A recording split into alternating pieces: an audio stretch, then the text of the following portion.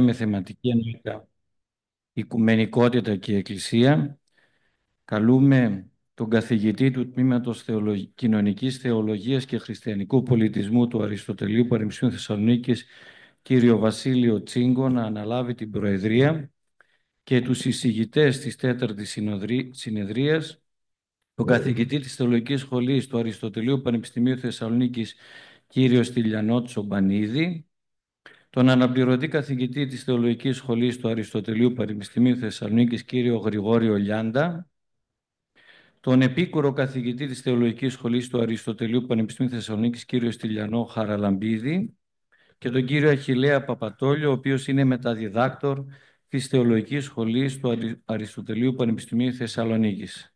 Κύριε Πρόεδρε. Καλησπέρα. Σεβασμιότατε, κύριοι συνάδελφοι, εκλεκτοί προσκεκλημένοι, αγαπητοί παρόντες. Είναι ιδιαίτερη χαρά που είμαι απόψε εδώ πέρα. Είναι ιδιαίτερη τιμή για την πόλη της Κιλκής να διεξάγεται ένα τέτοιο συνέδριο, το οποίο δεν γίνεται σε μια μικρή επαρχιακή πόλη, αλλά το αποτέλεσμα είναι πολλαπλασιαστικό, διότι έχουμε τα μέσα και μπορούμε κάποια στιγμή αυτά τα αποτελέσματα να τα δούμε να διαχέονται πολύ περισσότερο από ό,τι νομίζουμε. Και πέρα από αυτό, κάποια στιγμή δημοσιεύονται τα πρακτικά και τα έχουμε και τα αξιοποιούμε μετά από 30, μετά από 40, μετά από 50 χρόνια. Θα ήθελα να ευχαριστήσω τους οργανωτές, πρωτίστως τον ακάματο Μητροπολίτη Πολυανήσια Κιλκισσίου κ. Βαρθολομαίο, ο οποίος έχει δώσει μια άλλη πνοή στη Μητρόπολη με όλες αυτές τις δράσεις, πέρα από το συνηθισμένο έργο που έχει ένας Μητροπολίτης, και να δώσω αμέσως το λόγο στους ομιλητές, γιατί μας πιέζει ο χρόνος. Η συνεδρία αυτή έχει ως θέμα Οικουμενικότητα και Εκκλησία, ή αν θέλετε η Εκκλησία στην Οικουμενικότητα. Έχουμε 4 εκλεκτούς και ειδικούς ομιλητές, οι οποίοι θα μας μιλήσουν για συγκεκριμένα θέματα. Πρώτος είναι ο συνάδελφος κ. Στυλιανός Τσομπανίδης, καθηγητής του Τμήματος Θεολογίας και Θεολογικής Σχολής, ο οποίος θα αναπτύξει το θέμα παγκοσμιοποίηση, κλίση και πρόκληση για τη χριστιανική οικουμένη. Κύριε συνάδελφε, έχετε το λόγο. Ευχαριστώ πολύ, κύριε Πρόεδρε. Σεβασμιότατε κύριε Βαρθολομέ, αγαπητέ κύριε συνάδελφε, κύριε Κοτσιόπουλε, σας ευχαριστώ πολύ για την πρόσκληση, την τιμητική πρόσκληση να βρίσκομαι ανάμεσά σας σε αυτό το πολύ ενδιαφέρον και με επίκαιρο θέμα συνέδριο. Σεβασμιότατοι, αγαπητοί πατέρες, κυρίες και κύριοι, το εύρος και η ταχύτητα των αλλαγών στην Ανατολική Ευρώπη το 1990, 89-90, με την πτώση των καθεστώτων του υπαρκτού σοσιαλισμού και το τέλος του ψυχρού πολέμου, ανέτρεψαν το παγκόσμιο σκηνικό και σηματοδότησαν την έναρξη μιας μεταβατικής εποχής, τόσο για τον κόσμο, όσο και για την οικουμενική κίνηση.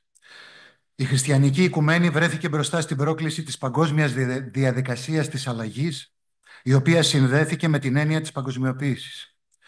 Από τις αρχές, λοιπόν, της δεκαετίας του 90, το Παγκόσμιο Συμβούλιο Εκκλησιών, το οποίο υπηρετεί την οικουμενική κίνηση και αποτελεί το προνομιούχο όργανο της κίνησης αυτής, θέτει ψηλά στην ατζέντα του προβληματισμού την παγκοσμιοποίηση και τις επιπτώσεις της, με πρώτο έναυσμα την υπόδειξη της 7ης Γενικής Συνέλευσης στην Καμπέρα το 1991 να αποκτήσουν οι εκκλησίες κατά τη δεκαετία του 90 μεγαλύτερη ικανότητα ανάλυσης και δράσης σε σχέση με την παγκόσμια οικονομία και τους θεσμούς που τη στηρίζουν. Ακόμη, δεν χρησιμοποιείται ο όρος παγκοσμιοποίηση στα οικουμενικά κείμενα. Αυτός καθιερώνεται το 1995 με τη Σύνοδο Κορυφής του ΟΗΕ για την κοινωνική ανάπτυξη που έλαβε χώρα στην Κοπενχάγη, στη Δανία. Η οικουμενική συζήτηση επικεντρώθηκε ιδιαίτερα στην οικονομική παγκοσμιοποίηση, με τη μορφή του νεοφιλελεύθερου καπιταλισμού ως της αποκορύφωσης της νεωτερικότητας στη Δύση. Στον νεοφιλελευθερισμό καταλογίστηκε ότι έχει αναχθεί σε θεωρητικό ολοκληρωτισμό, σε ψευδοθρησκεία που επιβάλλει τα δόγματα της ανταγωνιστικότητας και της μεγιστοποίησης του κέρδους, με αποτέλεσμα να προκληθούν νέες αρνητικές εξελίξεις ή να ενταθούν οι ήδη υπάρχουσες αρνητικές καταστάσεις, όπως δραματική διεύρυνση του χάσματος μεταξύ πλουσίων και φτωχών, η περιθωριοποίηση μεγάλων πληθυσμιακών στρωμάτων, η καταστροφή του περιβάλλοντος και η εξάντληση των φυσικών πόρων, η έξαρση της βίας και των εθνικιστικών, φυλετικών, θρησκευτικών συγκρούσεων. Στις προσεγγίσεις του, το Παγκόσμιο Συμβούλιο Εκκλησιών προχωρεί από την αρχή σε μια διαφοροποίηση μεταξύ της παγκοσμιοποίησης ως μιας πολύπλευρης ιστορικής διαδικασίας από τη μία μεριά και της παρούσας μορφής ενός επικίνδυνου, όπως επισημαίνεται, οικονομικού και πολιτικού σχεδίου του παγκόσμιου καπιταλισμού από την άλλη. Βεβαίως οι εκκλησίες δεν προκαλούνται μόνο από το νεοφιλελεύθερο μοντέλο, αλλά από όλες τις όψεις της παγκοσμιοποίησης, οι οποίες είναι αλληλένδετες. Την τεχνολογική, πολιτιστική, πολιτική και κοινωνική. Επειδή όμως η παγκοσμιοποίηση είναι κυρίως οικονομικό φαινόμενο, το οποίο καθορίζει τις άλλες συνιστώσεις της, τόσο που ο Ιγνάτιο Ραμονέ να κάνει λόγο για ολοκλήρωση του οικονομισμού και ενδυνάμει βαρβαρότητα, η συζήτηση και η δραστηριότητα του Παγκοσμίου Συμβουλίου επικεντρώθηκαν σε αυτό. Αυτό δεν σημαίνει ότι παραβλέπονται οι άλλες συνιστώσεις, ιδίως η πολιτική και η στρατιωτική. Το ερώτημα λοιπόν που τέθηκε ήταν ποια είναι η σχέση ανάμεσα στη διαδικασία της παγκοσμιοποίησης και στο όραμα της οικουμένης, την ενότητα της ανθρωπότητας και την ακεραιότητα όλης της γης. Εκτός από την κοινωνικοπολιτική και οικονομική ανάλυση, επιχειρήθηκε και μια θεολογική, εκκλησιολογική θεμελίωση για την αναζήτηση εναλλακτικών προτάσεων. Η 8η Γενική Συνέλευση του Παγκοσμίου Συμβουλίου στη Χαράρε, Ζιμπάμπουε, το 1998, που σημειωτέων αποτέλεσε και το ιωβιλέο για τα 50 χρόνια από τη σύσταση του Παγκοσμίου Συμβουλίου, θα καταγράψει όλες τις δονήσεις της εποχής και θα θεωρήσει την παγκοσμιοποίηση ως μια από τις σοβαρότερες εκκλησιολογικές προκλήσεις για την οικουμένη. Το Παγκόσμιο Συμβούλιο πήρε λοιπόν από αυτή τη Γενική Συνέλευση εντολή να θέσει ως πρώτο θέμα ψηλά στην ημερήσια διάταξη την πρόκληση της παγκοσμιοποίησης και την αναζήτηση μιας περιεκτικής οικουμενικής απάντησης, η οποία θα προέρχεται από την πίστη. Σε ένα βασικό και εκτενές κείμενο για την παγκοσμιοποίηση με τίτλο «Αντίσταση στην κυριαρχία, κατάφαση στη ζωή», τονίζεται η παγκοσμιοποίηση αποτελεί ποιμαντική, ηθική, θεολογική και πνευματική πρόκληση για τις εκκλησίες και κυρίως για την οικουμενική κίνηση. Η αγάπη του Θεού, η οποία βρίσκει την τέλεια έκφρασή της στον Χριστό, φανερώνει ένα όραμα για μια ζωή με πληρότητα για όλους. Σήμερα η οικονομία φανερώνει ένα όραμα μιας χωρίς όρια ηλικής ικανοποίησης μόνο για εκείνους που είναι σε θέση να το κατορθώσουν αυτό. Το όραμα πίσω από την παγκοσμιοποίηση, συνεχίζει το κείμενο, ανταγωνίζεται το όραμα της ενότητας της ανθρωπότητας και του συνόλου των πλασμάτων που κατοικούν στη γη. Η παγκοσμιοποιημένη οικουμένη της κυριαρχίας βρίσκεται σε αντίθεση με την οικουμένη της πίστης και της αλληλεγγύης, η οποία αποτελεί την κινητήρια δύναμη και το αίτιο της οικουμενικής κίνησης. Η λογική της παγκοσμιοποίησης πρέπει να τεθεί υπό αμφισβήτηση μέσω μιας εναλλακτικής πρότασης ζωής της κοινωνίας εν τη ποικιλία. Κλείνω εδώ τα εισαγωγικά. Έτσι λοιπόν η Γενική Συνέλευση στη Χαράρε το 1998 πρότεινε να γίνει η πρόκληση της παγκοσμιοποίησης κεντρικό συστατικό της εργασίας του Παγκοσμίου Συμβουλίου και απίφθινε προς τις εκκλησίες μέλη του το ουσιαστικό ερώτημα που είναι ταυτόχρονα και πρόσκληση. Πώς ζούμε την πίστη μας στα πλαίσια της παγκοσμιοποίησης? Ως ανταπόκριση στο ερώτημα αυτό, εκκλησίες μέλη του Παγκοσμίου Συμβουλίου και συνεργαζόμενοι οικουμενικοί οργανισμοί άρχισαν να μελετούν πιο εντατικά και ουσιαστικά τα ερωτήματα για τη φύση και την αποστολή της Εκκλησίας στον κόσμο και ταυτόχρονα προσπάθησαν να αντιτάξουν στην οικουμένη του ανταγωνισμού και της κυριαρχίας την οικουμένη της αλληλεγγύης και της αγάπης.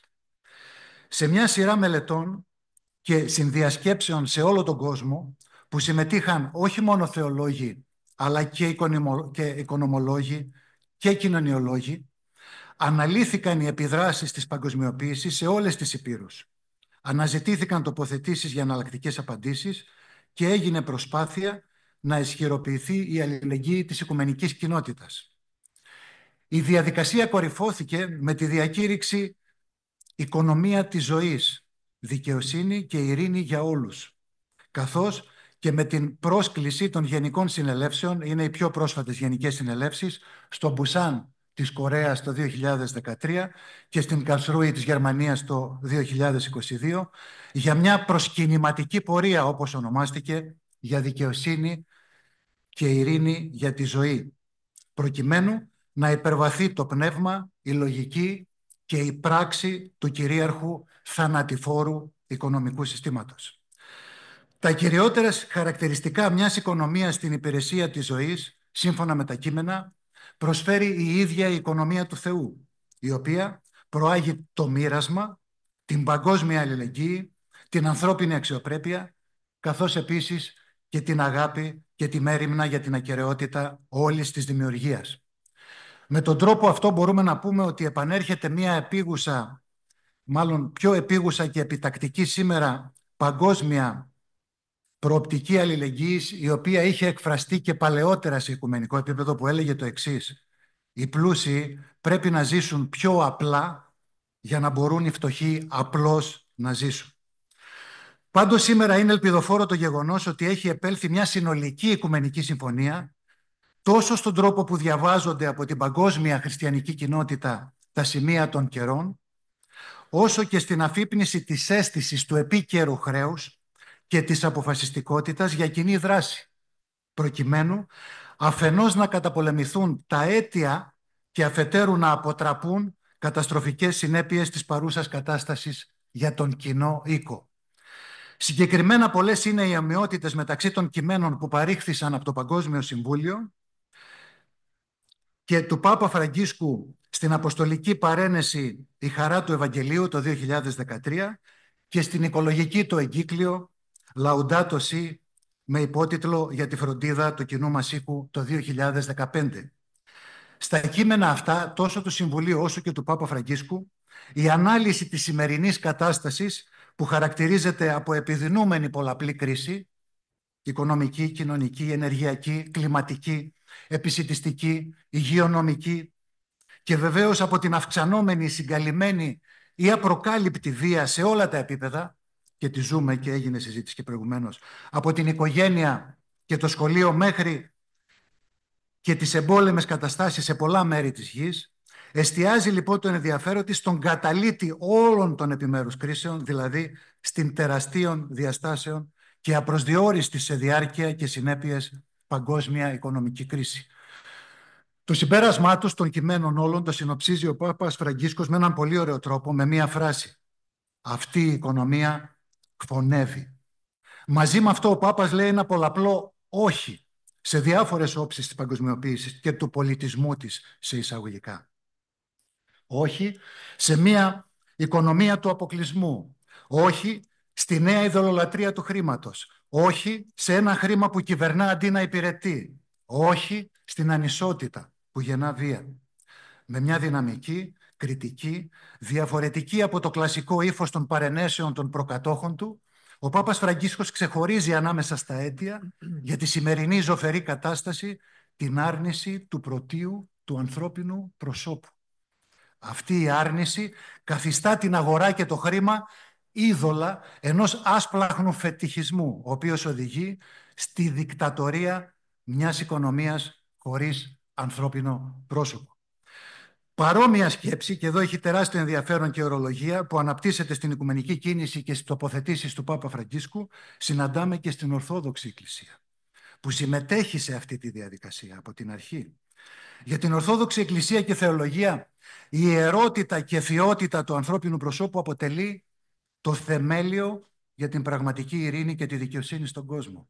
Θέση που έχει διατυπωθεί επίσημα καθ' όλη την προσυνοδική πορεία προς την Αγία και Μεγάλη Σύνοδο που πραγματοποιήθηκε το 2016 στην Κρήτη, στο Κολυμπάρι, στα Χανιά.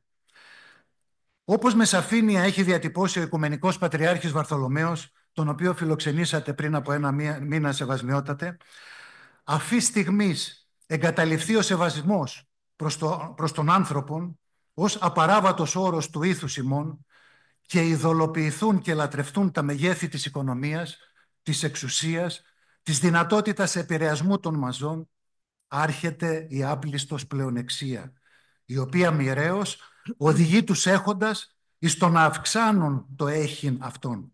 Είτε αυτό είναι πλούτος, είτε αυτό είναι ισχύς πολιτική, στρατιωτική ή διαπλαστική ιδεών και εν γέννη ισχύς επηρεασμού παντός του κόσμου. Ο ίδιος, Πατριάρχης Βαρθολομαίος, έχει επανειλημμένα εκφράσει τις ενστάσεις της Ορθόδοξης Εκκλησίας εναντίον των επιπτώσεων, ιδιαίτερα της οικονομικής παγκοσμιοποίησης, εναντίον της προτεραιότητας της οικονομίας και εναντίον ενός πλανητικού καπιταλισμού που επιβάλλει, όπως λέει, τους άτεκτους νόμους της αγοράς εις όλην την υφήλιον δια μίαν τρομοκρατίαν της αγοράς. Αναζητώντας τα αίτια των περιβαλλοντικών και κοινωνικών προβλημάτων, ο Οικουμενικός Πατριάρχης υπογραμμίζει με έμφαση ότι δεν είναι δυνατόν να αγνοήσουμε ότι κυριάρχησαν με καταστροφικές για το περιβάλλον συνέπειες η προτεραιότητα της κερδοφορίας έναντι της αειφορίας. Η κτητική αξιολογία έναντι του μετοχικού πολιτισμού. Το έχειν απέναντι του είναι. Οι οικονομικοί δείκτες απέναντι στους περιβαλλοντικούς δείκτες. Η καταναλωτική μανία απέναντι στη βιωσιμότητα και την κοινωνική αλληλεγγύη. Σε μια βαρισίμαντη παρέμβασή του στο ετήσιο Οικονομικό Φόρουμ το 1999, το οποίο προτείνω να το διαβάσετε όσοι δεν το γνωρίζετε, στον Νταβός, αντιπροσωπευτική της Ορθοδοξίας, ο Οικουμενικός Πατριάρχης εξηγεί ότι η χριστιανική οικουμενικότητα διαφέρει ουσιαστικά από την παγκοσμιοποίηση, αφού η πρώτη στηρίζεται στη συναδελφότητα και σέβεται και υπηρετεί το ανθρώπινο πρόσωπο, ενώ η δεύτερη επιδιώκει τη διεύρυνση της αγοράς, την ευημερία των αριθμών και τη μεγιστοποίηση του κέρδους. Απέναντι στην παγκοσμιοποίηση του οικονομισμού αντιπαραβάλλει ο Πατριάρχης την παγκοσμιοποίηση της αγάπης, της οικουμενικής συνάντησης και συνεργασίας για μια οικονομία που θα υπηρετεί τη ζωή του σύμπαντος κόσμου. Δηλώνει με σαφήνεια. Προσέξτε, είναι ένα εξαιρετικό κείμενο, μοναδικό. Εισαγωγικά. Η Ορθόδοξος Εκκλησία έχει βιώσει και καλλιεργήσει την ιδέα της πνευματικής οικουμενικότητος. Όπερ είναι μία μορφή παγκοσμιότητος, διότι διακηρύσει ότι πρέπει να συνδέονται διαδεσμών αγάπης, αδελφότητος και συνεργασίας όλοι οι άνθρωποι, πάσης φυλής και γλώσσης και παντός πολιτισμού. Εδώ τώρα, είναι αλήθεια ότι προσκαλεί όλους εις μίαν πίστην, αλλά δεν εξαρτά την αδελφοσύνη και την αγάπη, αλλά και το ενδιαφέρον αυτής εκ της προσχωρήσεως εις αυτήν. Διότι αγαπά τους πάντας και βιώνει στο έπακρον την ενότητα του ανθρωπίνου γένους. Κλείνω τα εισαγωγικά. Εδώ λοιπόν, αγαπητές και αγαπητοί μου, πρόκειται για μια καινούρια στάση παρουσίας της Ορθοδοξίας στο σύγχρονο κόσμο, η οποία είχε εγκαινιαστεί από τον μακαριστό Πατριάρχη Αθηναγόρα. Μεγάλους σταθμούς λοιπόν για την Ορθοδοξία που εγκαινιάζουν μια αποφασιστική φάση όσον αφορά την κατανόηση της κοινωνικής ευθύνης και της προφητικής αποστολής της απέναντι στο ισχύον σύστημα της παγκόσμιας οικονομίας και των διαλυτικών συνεπειών του ατομισμού και της θεσμοποιημένης πλεονεξίας, αποτέλεσαν οι συνάξεις των προκαθημένων των Ορθοδόξων Εκκλησιών, τις οποίες βέβαια καθιέρωσε ο Οικουμενικός Πατριάρχης Βαρθολομαίος. Ιδιαίτερα βεβαίως αυτές που έλαβαν χώρα στο Φανάρι το 2013 και το 2008, και το 2014. 2008 και 2014. Βασικές θέσεις τους ενσωματώθηκαν κατά λέξη στα κείμενα αποφάσεις της Αγίας και Μεγάλης Συνόδου στην Κρήτη το 2016. Στη Σύνοδο, στην Αγία και Μεγάλη Σύνοδο, που πολλοί αποφεύγουν να την ονομάσουν Αγία και Μεγάλη, οι Ορθόδοξες Εκκλησίες, έχοντας ως θεμέλιο των θεολογικών τους αναζητήσεων τη μεγάλη αλήθεια ότι η Εκκλησία δεν ζει για τον εαυτό της, και τόνισαν την ευθύνη τους μέσα στο χώρο και το χρόνο, με προοπτική την αιωνιότητα. Αυτό το χώρο και το χρόνο τον αποφεύγουν πολλοί σήμερα. Τελειώνω. Στο κείμενο λοιπόν για την αποστολή της Ορθοδόξου Εκκλησίας στο σύγχρονο κόσμο απορρίπτεται η παραδοχή ότι ο αδυσόπιτος ανταγωνισμός, η πλεονεξία και η απληστία είναι ο απόλυτος νόμος που κυβερνά την ανθρώπινη ζωή. Και επαναλαμβάνεται κατά λέξη η θέση των προκαθημένων του 2008 ότι η βιώσιμος οικονομία είναι εκείνη η οποία συνδυάζει την αποτελεσματικότητα μεταδικαιοσύνης και κοινωνικής αλληλεγγύης.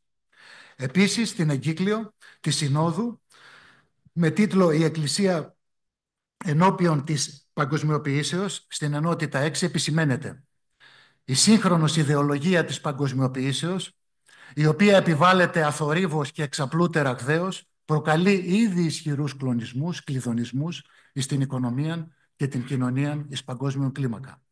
Η επιβολή της έχει δημιουργήσει νέας μορφάς συστηματικής εκμεταλλεύσεως και κοινωνικής αδικίας και έχει ήδη οδηγήσει στην αποδυνάμωση ή και στην τελική αποδόμηση των κοινωνικών κατακτήσεων, υπό το πρόσχημα μάλιστα της δίθεν αναγκαίας ανασυγκροτήσεως της παγκοσμίου οικονομίας. Διευρύνουσα ούτω το χάσμα μεταξύ πλουσίων και πτωχών, δυναμητίζουσα την κοινωνική συνοχή των λαών και αναρρυπίζουσα νέας εστίας παγκόσμιων εντάσεων. Εδώ μόνο να αναφέρω τελειώνοντας ότι ως άμεσος καρπός της αποδοχής των αποφάσεων της Αγίας και Μεγάλης Συνόδου έρχεται ένα επίσημο κείμενο υπέρ της του κόσμου ζωής, έχει ως τίτλο. Δεν θα επιμείνω σε αυτό, θα τελειώσω μόνο, δεν θα μείνω σε αυτό, με το τελικό συμπέρασμα ότι σήμερα έχει επιτευχθεί και έχει σημασία αυτό οικουμενική συνένεση σχετικά με τον τρόπο με τον οποίο τα σημεία των καιρών γίνονται αντιληπτά από την παγκόσμια χριστιανική κοινότητα. Αυτό μπορεί να ερμηνευτεί ως ένα ελπιδοφόρο σημάδι και αφυπνίζει τη συνείδηση για από κοινού εργασία με όλους τους ανθρώπους καλής θελήσεως, τόσο για την καταπολέμηση των αιτιών, όσο και για την αποτροπή μελλοντικών καταστροφικών εξελίξεων για τον κοινό μας οίκο. Σας ευχαριστώ πολύ. Ευχαριστούμε πάρα πολύ τον κύριο Τσοπανίδη, ο οποίος προσπάθησε να συντάμει όλη αυτή την οικουμενική δραστηριότητα η οποία λαμβάνει η χώρα, και βλέπουμε ότι όλες οι χριστιανικές κοινότητες πλέον έχουν αφυπνιστεί και ενδιαφέρονται να μιλήσουν για θέματα που πριν από κάποιες δεκαετίες θα θεωρούσαμε ότι είναι απλώς θέματα της καθημερινότητας. Στη συνέχεια, ο συνάδελφος κ. Γρηγόρης Λιάντας έχει να μας παρουσιάσει ένα πολύ ενδιαφέρον και δύσκολο θέμα, το οποίο νομίζω καταλαβαίνουμε τη δυσκολία εξαιτίας των καιρών που διερχόμαστε. Το θέμα του είναι διορθόδοξες σχέσεις, Αγία και Μεγάλη Σύνοδος της Κρήτης και εκκλησιαστική πολιτική. Κύριε συνάδελφε, έχει το λόγο. Ευχαριστώ, κύριε Πρόεδρε. Απλώς να τηρήσει το χρόνο, γιατί έχει παρέλθει το χρόνο. Σεβασμιότατοι, κύριοι καθηγητές, σεβαστοί πατέρες, εκλεκτό ακροατήριο. Η πορεία της Ορθοδοξίας κατά τους νεότερους χρόνους προσδιορίστηκε σε μεγαλύτερο ή μικρότερο βαθμό, αφενός μεν από τις ραγδαίες πολιτικές, κοινωνικές και εκκλησιαστικές μεταβολές στη ζωή των Ορθοδόξων κυρίως λαών, αφετέρου δε από τις ευρύτερες ιδεολογικές και πνευματικές δημόσιες του κόσμου, οι οποίες διαμόρφωσαν όχι μόνο τα αγωνιώδη ερωτήματα του σύγχρονου ανθρώπου, αλλά και το ιδιαίτερο περιεχόμενο της σύγχρονης αποστολής της Ορθοδόξου Εκκλησίας. Το Οικουμενικό Πατριαρχείο, το οποίο έζησε την τραγικότητα και αντιφατικότητα των ραγδαίων μεταβολών στο σώμα του, συνειδητοποίησε εγκαίρως τη χαλεπότητα των καιρών και ενεργοποίησε την οφειλετική του διακονία τόσο για τη στήριξη των εμπερίστατων κατά τόπους Ορθοδόξων Εκκλησιών, όσο και για την ανάδειξη του πάντοτε επίκαιρου μηνύματος της Ορθοδοξίας. Η διακονία αυτή εκφράστηκε με συγκεκριμένες πρωτοβουλίες από τις αρχές ήδη του 20ου αιώνα και όχι μόνο ως μέριμνα για την ευστάθεια των δοκιμαζομένων από τα αθεϊστικά ολοκληρωτικά καθεστώτα κατά τόπους Ορθοδόξων Εκκλησιών, αλλά και ως αξιόπιστη μαρτυρία προς το λοιπό χριστιανικό κόσμο. Έχοντας λοιπόν το Οικουμενικό Πατριαρχείο ως βασική του μέριμνα την ενίσχυση των διορθοδόξων σχέσεων, αγωνίστηκε καθ' όλη τη διάρκεια του 20ου αιώνα για τον απεγκλωβισμό των χριστιανικών εκκλησιών και ομολογιών από τα ιστορικά πλέγματα της διαιρέωσης και του φανατισμού, ώστε και αυτές να μπορέσουν να εκπληρώσουν την αποστολή τους, κινούμενο πάντοτε επί τη βάση της αυθεντικής αποστολικής και πατερικής κληρονομιάς και παράδοσης. Είναι πανθομολογούμενο ότι η πρωτοποριακή πρωτοβουλία για την προσέγγιση των χριστιανικών εκκλησιών ξεκίνησε από τον Οικουμενικό Θρόνο, τη σεπτή κορυφή της Ορθοδοξίας, με τις περίφημες εγκυκλίους του 1902 και του 1920. Σε ό,τι αφορά την Πατριαρχική και Συνοδική Εγκύκλιο Επιστολή του 1902, οφείλουμε να δεχτούμε τη μεγάλη αξία της, όχι μόνο γιατί έθεσε το θέμα συνεργασίας μεταξύ Ορθοδόξων και Ετεροδόξων, αλλά διότι παράλληλα παρουσιάζει τον τρόπο και την ακολουθούμενη μέθοδο που στο σύστημα επικοινωνίας του Οικουμενικού Πατριαρχείου ως πρωτοθρόνου Εκκλησίας και των κατατόπους Ορθοδόξων Αυτοκεφάλων Εκκλησιών στη χάραξη κοινής γραμμής για την αντιμετώπιση και επίλυση των ζητημάτων που ενδιαφέρουν την Ορθόδοξη Εκκλησία. Στο προήμιο της εν λόγω εγκυκλίου αναφέρονται τα εξής. Η εν Κωνσταντινούπολη Αγία του Χριστού Μεγάλη Εκκλησία, ικανόσυν οικουμενικών συνόδων και όρις Θεοφόρων Πατέρων προκαθημένη και προεδρεύουσα των κατατόπους Αγίων του Θεού Ορθοδόξων Αυτοκεφάλων Εκκλησιών, έστειλε πατριαρχή και συνοδική εγκύκλιο στις αδερφές εκκλησίες για να ζητήσει τη γνώμη τους για 4 σοβαρά ζητήματα. Πρώτον, την ενομονία και αγάπη, συνάντηση και ενίσχυση των Αγίων του Θεού Ορθοδόξων Εκκλησιών. Δεύτερον, σχέση και προσέγγιση με καθολικούς και προτεστάντες. Τρίτον, το πώς πρέπει η Ορθόδοξη Εκκλησία να προσεγγίσει τους παλαιοκαθολικούς, οι οποίοι τότε ζητούσαν την ένωση με την Ορθόδοξη Εκκλησία. Και τέταρτον, το ζήτημα του ημερολογίου. Στα χρόνια που διέρευσαν από τότε, η Ορθόδοξη Εκκλησία έγινε μέρος και μάρτης, θα λέγαμε, των γεγονότων, τα οποία επηρέασαν βαθιά τη ζωή της και σφράγισαν ποικιλότροπα τη σύγχρονη ιστορία της. Και έγιναν κατά καιρούς στον πολιτικό χάρτη της Ευρώπης, συνεπεία των 2 παγκοσμίων πολέμων και άλλων κοινωνικοπολιτικών εξελίξεων, άλλαξε ορθόδοξος εκκλησιατικός χάρτης. Έτσι, διάφορες τοπικές εκκλησίες ανυψώθηκαν σε πατριαρχία, Σερβία, Ρουμανία, Βουλγαρία, Γεωργία κλπ. Μερικές απέκτησαν την αυτοκεφαλία ή την αυτονομία τους και κάποιες εξαφανίστηκαν από το προσκήνιο. Η ρευστότητα αυτή στον Ορθόδοξο χώρο και τα κανονικής φύσεως προβλήματα που δημιουργήθηκαν κατά διαστήματα εξαιτίας της μαρτυρούν περί του πόσο ευάλωτη μπορεί να είναι η Εκκλησία από τον κοσμικό παράγοντα. Χρειάστηκε να περάσουν 60 ολόκληρα χρόνια για να ανταποκριθεί η Ορθόδοξη Εκκλησία στην πρωτοβουλία του Πατριάρχου Ιωακήμ του Τρίτου και να επιχειρήσει υπό την αιγίδα του Οικουμενικού Πατριαρχείου μόλις το 1961 κάποιο ορθόδοξο συντονισμό και το άνοιγμά της προς τη Δύση. Η καθιέρωση του θεσμού των πανορθοδόξων διασκέψεων συνέβαλε στην έναρξη των επισήμων θεολογικών διαλόγων της Ορθοδόξου Εκκλησίας με τον λοιπό χριστιανικό κόσμο, δηλαδή τους Αντιχαλκιδονίους, Ρωμοκαθολικούς, Αγγλικανούς, Παλαιοκαθολικούς, Λουθυρανούς κλπ. Το 1961 και της διαδικασίας βεβαίως της συγκλήσεως της Αγίας και Μεγάλης Συνόδου. Τα όργανα προετοιμασίας της εν λόγω Συνόδου υπήρξαν. Πρώτον, η Γραμματεία Προπαρασκευής και Προετοιμασίας Συνόδου. Δεύτερον, η Διορθόδοξος Προπαρασκευαστική Επιτροπή. Τρίτον, οι προσυνοδικές πανορθόδοξες διασκέψεις. Τέταρτον, τα ειδικά θεματολογικά συνέδρια. Και πέμπτον, η σύναξη των προκαθημένων των Ορθοδόξων κατατόπους Αυτοκεφάλων Εκκλησιών, θεσμός που εγκαινιάστηκε από τον Οικουμενικό Πατριάρχη Βαρθολομαίο. Στο σημείο αυτό αξίζει να υπογραμμιστεί ότι μέχρι το 2015 επιτροπές, συσκέψεις και διασκέψεις είχαν συμφωνήσει τόσο με τα κείμενα όσο και με τα διαδικαστικά θέματα μέχρι το 2015. Έτσι, παρά τα προβλήματα και τις καθυστερήσεις, η σύγκληση της Συνόδου Αγίας και Μεγάλης πραγματοποιήθηκε τον Ιούνιο του 2016, γεγονός που οφείλουμε να το επισημάνουμε αυτό και να το υπογραμμίσουμε, στις άοκνες προσπάθειες και στην επιμονή του Οικουμενικού Πατριάρχου Βαρθολομαίου, ο οποίος ορθώς ήθελε να δώσει στη σύγχρονη μαρτυρία της Ορθοδόξου Εκκλησίας τη σφραγίδα της Αγίας και Μεγάλης Συνόδου.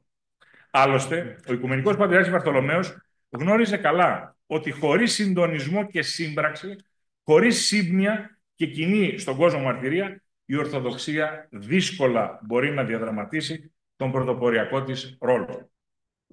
Πρέπει να σημειωθεί ότι η καρκινοβατούσα για πολύ καιρό, 1961-2016, πορεία της συγκλήσεως της Αγίας και Μεγάλης Συνόδου, οφείλονταν στις οδυνηρές προστριβές στις διμερείς σχέσεις ούκο λίγων Ορθοδόξων Εκκλησιών. Ειδικότερα, παρατηρήθηκε η απροθυμία πολλών κατατόπους εκκλησιών να μην συμμορφώνονται με τα πανορθοδόξως αποφασιζόμενα. Διενέξεις μεταξύ διαφόρων κατατόπους Ορθοδόξων Εκκλησιών εξ αφορμής εδαφικών διεκδικήσεων. Εμφανείς ή εκ του αφανούς απόπειρες αναμίξεως παραγόντων μιας εκκλησίας στα εσωτερικά της άλλης.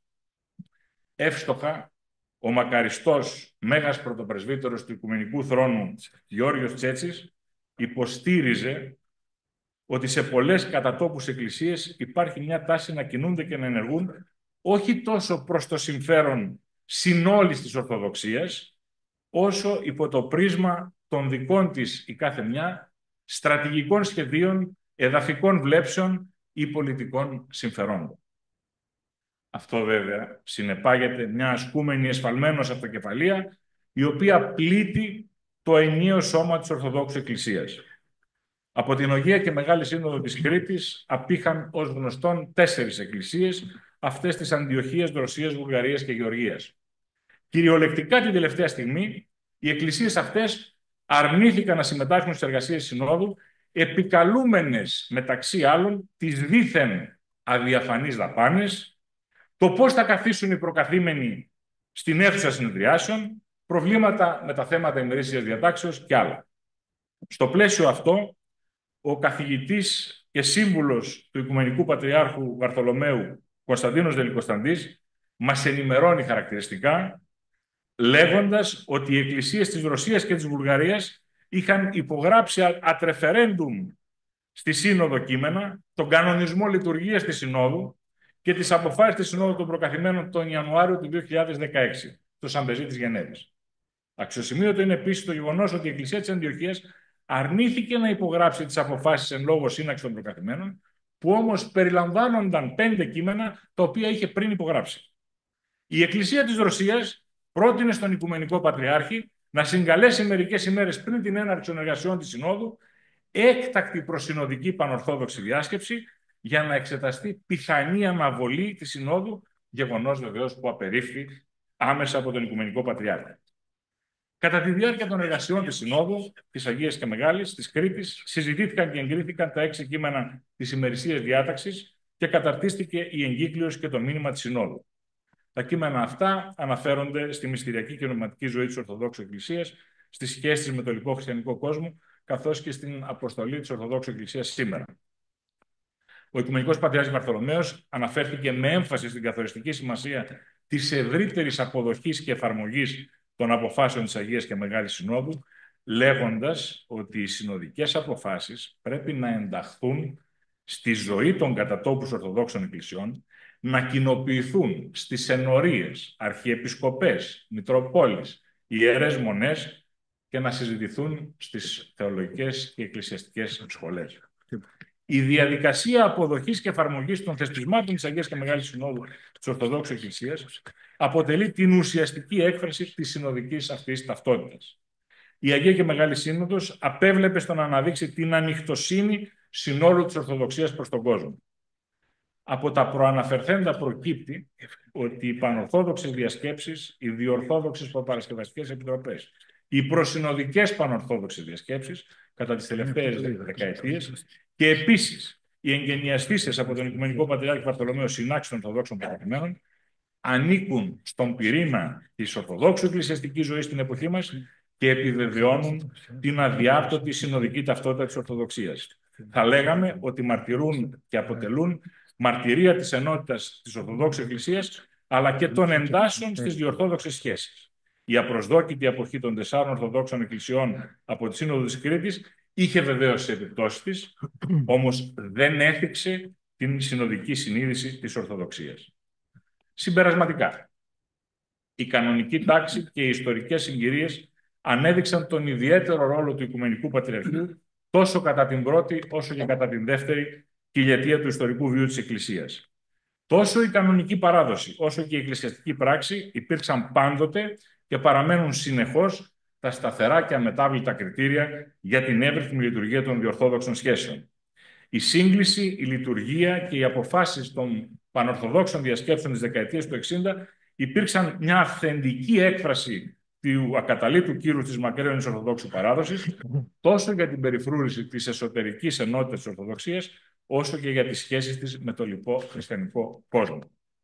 Η προετοιμασία της Αγίας και Μεγάλης Συνόδου της Ορθοδοξίας και οι σχέσεις της Ορθοδοξίας με το λοιπό χριστιανικό κόσμο υπήρξαν οι κύριοι άξονες των εργασιών των 4 πανορθοδόξων διασκέψεων 61, 63, 64 και 68 οι αποφάσεις των οποίων απελευθέρωσαν τις κατατόπους Ορθόδοξες Εκκλησίες από την παλαιότερη εσωστρέφεια ή ακόμα και καχυποψία ενώπιον των νέων προοπτικών για μια αξιόπιστη προβολή της Ορθοδόξου μακρίας προς τους εγγύς και τους μακράν. Το ίδιο το γεγονός της εκκλήσεως μιας πανορθοδόξου διασκέψεως αποτελούσε χαρακτηριστική έκφραση της σταθερής βούλησης όλων των κατατόπους Ορθοδόξων Εκκλησιών να συζητήσουν και να αποφασίσουν από κοινού για την αντιμετώπιση όλων των σοβαρών ζητημάτων της Ορθοδόξου Εκκλησίας.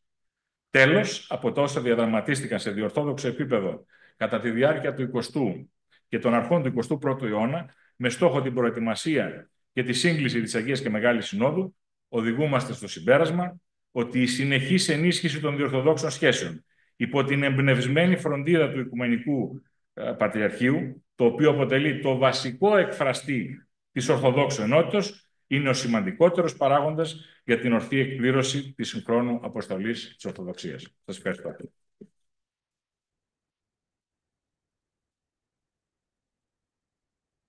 Ευχαριστούμε πάρα πολύ τον κύριο Λιάντα, ο οποίος μέσα στον χρόνο κατάφερε να μας δείξει ότι η Εκκλησία προχωράει μέσα στην κτήση και την ιστορία, με ανόδους και με καθόδους. Και αυτό σημαίνει ότι ακόμα και οι Ορθόδοξοι έχουν θέματα. Μας παρουσίασε αρκετά στοιχεία από τις διορθόδοξες σχέσεις και τις δυσκολίες που είχε ο Οικουμενικός Πατριάρχης για να συγκαλέσει την Αγία και Μεγάλη Σύνοδο του 2016. Στη συνέχεια θα δώσουμε το λόγο στον συνάδελφο κύριο Στυλιανό Χαραλαμπίδη, επίκουρο καθηγητή της Θεολογικής Σχολής, ο οποίος θα μιλήσει ειδικότερα για τους θεολογικούς διαλόγους ως έκφραση της Οικουμενικότητας της Εκκλησίας. Κύριε συνάδελφε, έχετε το λόγο. Ευχαριστώ πολύ, κύριε Πρόεδρε. Επιτρέψτε μου πριν ξεκινήσω να εκφράσω τις εγκάρδιες ευχαριστίες μου προς τον Σεβασμιότατο Μητροπολίτη Πολιανής και Κιλκυσίου, κύριο Βαρθολομαίο, και προς τον εκλεκτό συνάδελφο καθηγητή, κύριο Κωνσταντίνο Κοτσιόπουλο, για την τιμητική τους πρόσκληση να συμμετέχω στο τρίτο επιστημονικό συνέδριο της Ιεράς Μητροπόλεως Πολιανής και Κιλκυσίου. Θεολογικοί διάλογοι, λοιπόν, ως έκφραση της οικουμενικότητας της Εκκλησίας. Η έννοια της οικουμενικότητας, προερχόμενη από το ουσιαστικό οικουμένη, δηλαδή αυτή που κατοικείται από ανθρώπους, έχει ένα σαφές ανθρωπολογικό πρόσημο και δηλώνει στη γενική σύλληψή της αυτό που είναι εν γενός κοινό σε όλους. Αντίθετα, ο όρος παγκοσμιοποίηση, που βρίσκεται στο επίκεντρο του συνεδρίου μας, προσδιορίζει κάτι μερικό ή τοπικό που ανάγεται σε παγκόσμιο. Η αναγωγή αυτή υποδηλώνει την παρέμβαση μιας εξωτερικής βούλησης και επειδή το μερικό τις περισσότερες φορές δεν γίνεται εύκολα ή άμεσα αποδεκτό από όλους, μπορεί να επιστρατευτεί ο πιθαναγκασμός, ο καταναγκασμός ή ακόμα και η άσκηση βίας. Είναι λοιπόν σαφές ότι η οικουμενικότητα αντιδιαστέλλεται προς την παγκοσμιοποίηση. Αυτός είναι και ο λόγος που η Ορθόδοξη Εκκλησία δια της εγκυκλίου της Αγίας και Μεγάλης Συνόδου της Κρήτης εξέφρασε τις έντονες επιφυλάξεις της για τις αρνητικές πτυχές της εξελισσόμενης παγκοσμιοποίησης και υπογράμμισε ότι, εισαγωγικά, έναντι της ισοπεδωτικής και απροσώπου ομογενοποίησεως, την οποία προωθεί η παγκοσμιοποίηση, αλλά και των ακροτήτων του εθνοφιλετισμού, εισηγείται την προστασία της ταυτότητας των λαών και την ενίσχυση της εντοπιότητος, κλείνουν τα εισαγωγικά. Στο σύμβολο Νικαίας Κωνσταντινουπόλεως, την πλέον ευσύμνοπτη αποτύπωση του περιεχομένου της χριστιανικής πίστης, γίνεται λόγος για την χριστιανική οικουμενικότητα, την καθολικότητα, ως μια θεμελιώδη ιδιότητα της Εκκλησίας, άρρηκτα συνδεδεμένη με τις άλλες τρεις, την ενότητα, την αγιότητα και την αποστολικότητα. Η οικουμενικότητα της Εκκλησίας ως καθολικότητα εν χώρο φαίνεται κατεξοχήν κατά την ημέρα της Πεντηκοστής, όταν οι Απόστολοι, ενισχυμένοι από το Άγιο Πνεύμα, υλοποιούν δυναμικά την ιεραποστολική προτροπή του ίδιου του Χριστού να κηρύξουν το Ευαγγέλιο σε όλη την κτήση, βαπτίζοντας τους ανθρώπους στο όνομα της Αγίας Τριάδος. Οι εκκλησιολογικές προκείμενες του ζητήματος. Η κατανόηση της καθολικότητας ως γεωγραφικής παγκοσμιότητας είναι η μία όψη του νομίσματος, η οποία μας φέρνει πλησιέστερα προς την ρωμαιοκαθολική εκκλησιολογία. Όπως σημειώνει ο πατήρ Γεώργιος Φλωρόφσκι, μόνον εις την Δύσιν, η οποία ευρίσκεται εις πεισματώδη αγώνα εναντίον του δονατισμού, ο όρος αυτός έλαβε προπαντός από του Αγίου Αυγουστίνου ερμηνείαν αποκλειστικώς ποσοτικήν, προς αντίθεση προς των γεωγραφικών επαρχιωτισμών των δονατιστών. Μετά δε τον Άγιον Αυγουστίνο, η εξίσωση αυτή ή ταύτιση των όρων καθολική και οικουμενική υιοθετήθη υπό του τρέχοντος θεολογικού λεξιλογίου. Κλείνουν τα εισαγωγικά.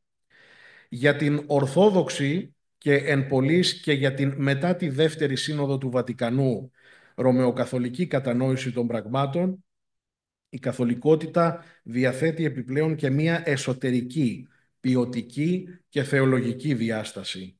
Ειδικότερα η Εκκλησία είναι καθολική γιατί είναι μία, απευθύνεται σε όλους ανεξαιρέτως τους ανθρώπους, στοιχίζεται προς την αποστολική παράδοση και αποτελεί φορέα μιας αλήθειας καθολικής που αποκαθιστά οντολογικά τον καθόλου άνθρωπο.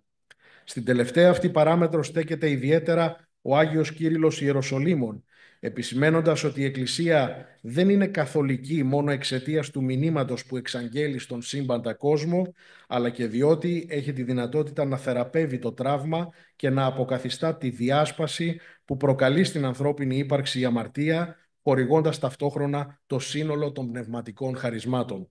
Επομένως, με αυτή την έννοια της διπλής οικουμενικότητας, δηλαδή της καθολικότητας εν χώρο και εν χρόνο, χρησιμοποιεί ο Άγιος Ιγνάτιος Αντιοχίας για πρώτη φορά τον όρο Καθολική Εκκλησία ήδη από τον 1ο αιώνα μετά Χριστόν.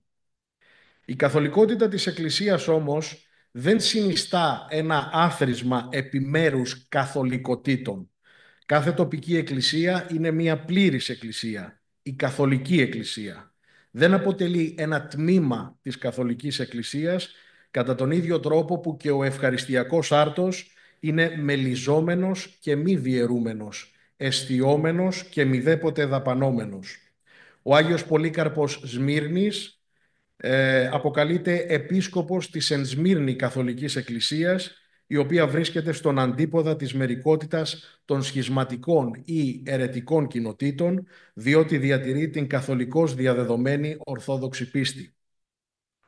Ο επίσκοπος ιερουργεί την καθολικότητα της Εκκλησίας όχι ως αφηρημένη εγκοσμιοκρατική παγκοσμιότητα, αλλά ως εμπράγματη φανέρωση της οικουμενικότητας της εν Χριστώ αλήθειας.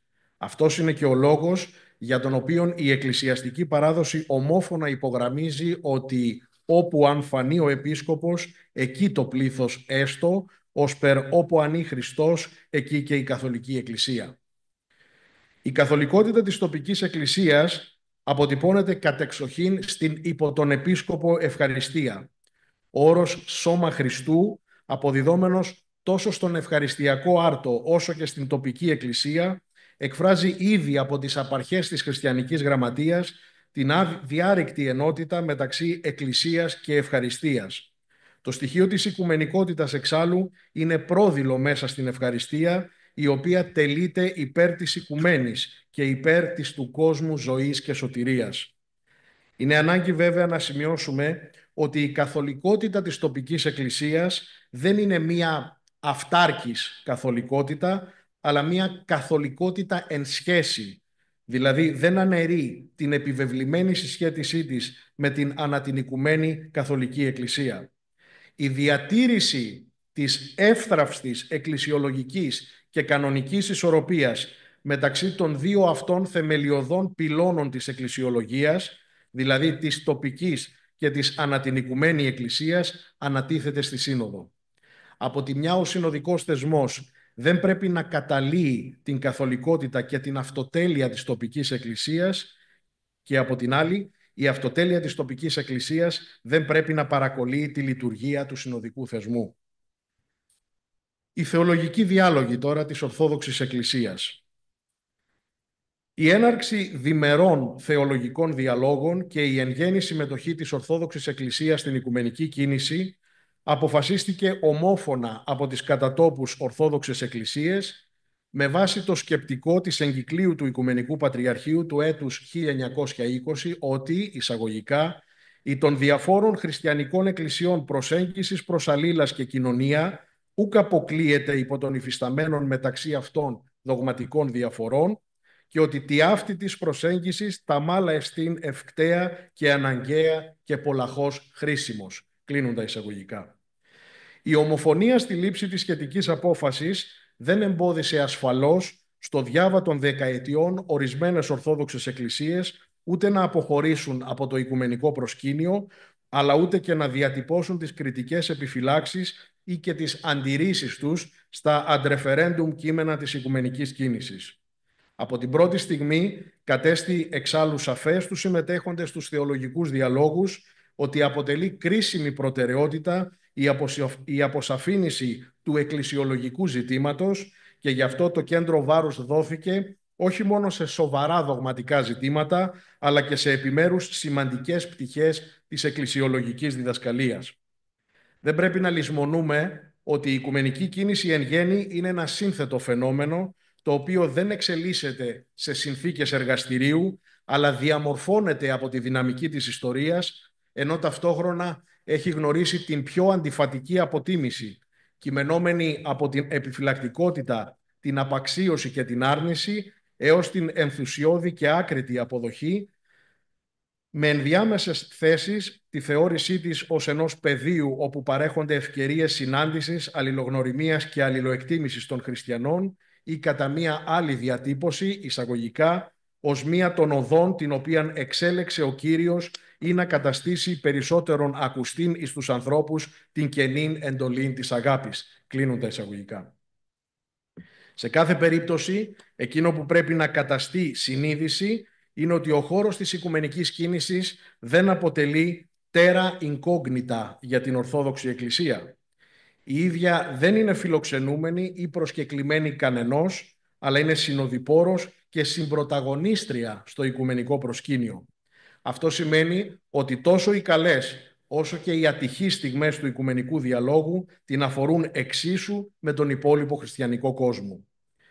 Το κείμενο της Αγίας και Μεγάλης Συνόδου με τίτλο «Σχέσεις της Ορθοδόξου Εκκλησίας προς τον λοιπόν χριστιανικό κόσμο», δηλαδή το κείμενο εκείνο που δέχθηκε τα πιο πυκνά πυρά της κριτικής τόσο κατά το προσυνοδικό όσο και κατά το μετασυνοδικό στάδιο, ξεκινάει με την σαφή δήλωση ότι η Ορθόδοξος Εκκλησία, ούσα η μία Αγία Καθολική και Αποστολική Εκκλησία, εν τη βαθία εκκλησιαστική αυτοσυνειδησία αυτής πιστεύει ακραδάντως ότι κατέχει κυρίαν θέση στην υπόθεση της προωθήσεως της χριστιανικής ενότητος εντός του συγχρόνου κόσμου. Η αίσθηση λοιπόν αυτής της ταυτότητας οδηγεί την Ορθόδοξη Εκκλησία στο οικουμενικό άνοιγμά της, δηλαδή στην συνειδητοποίηση της ευθύνης να μοιραστεί τους θησαυρούς του κοινού χριστιανικού βίου και να μαρτυρήσει για την ελπίδα που τη συνέχει. Η παύλια θεολογία της καταλλαγής είναι μία από τις βασικές προϋποθέσεις κατανόησης και ερμηνείας της οικουμενικής κινητοποίησης της Ορθόδοξης Εκκλησίας.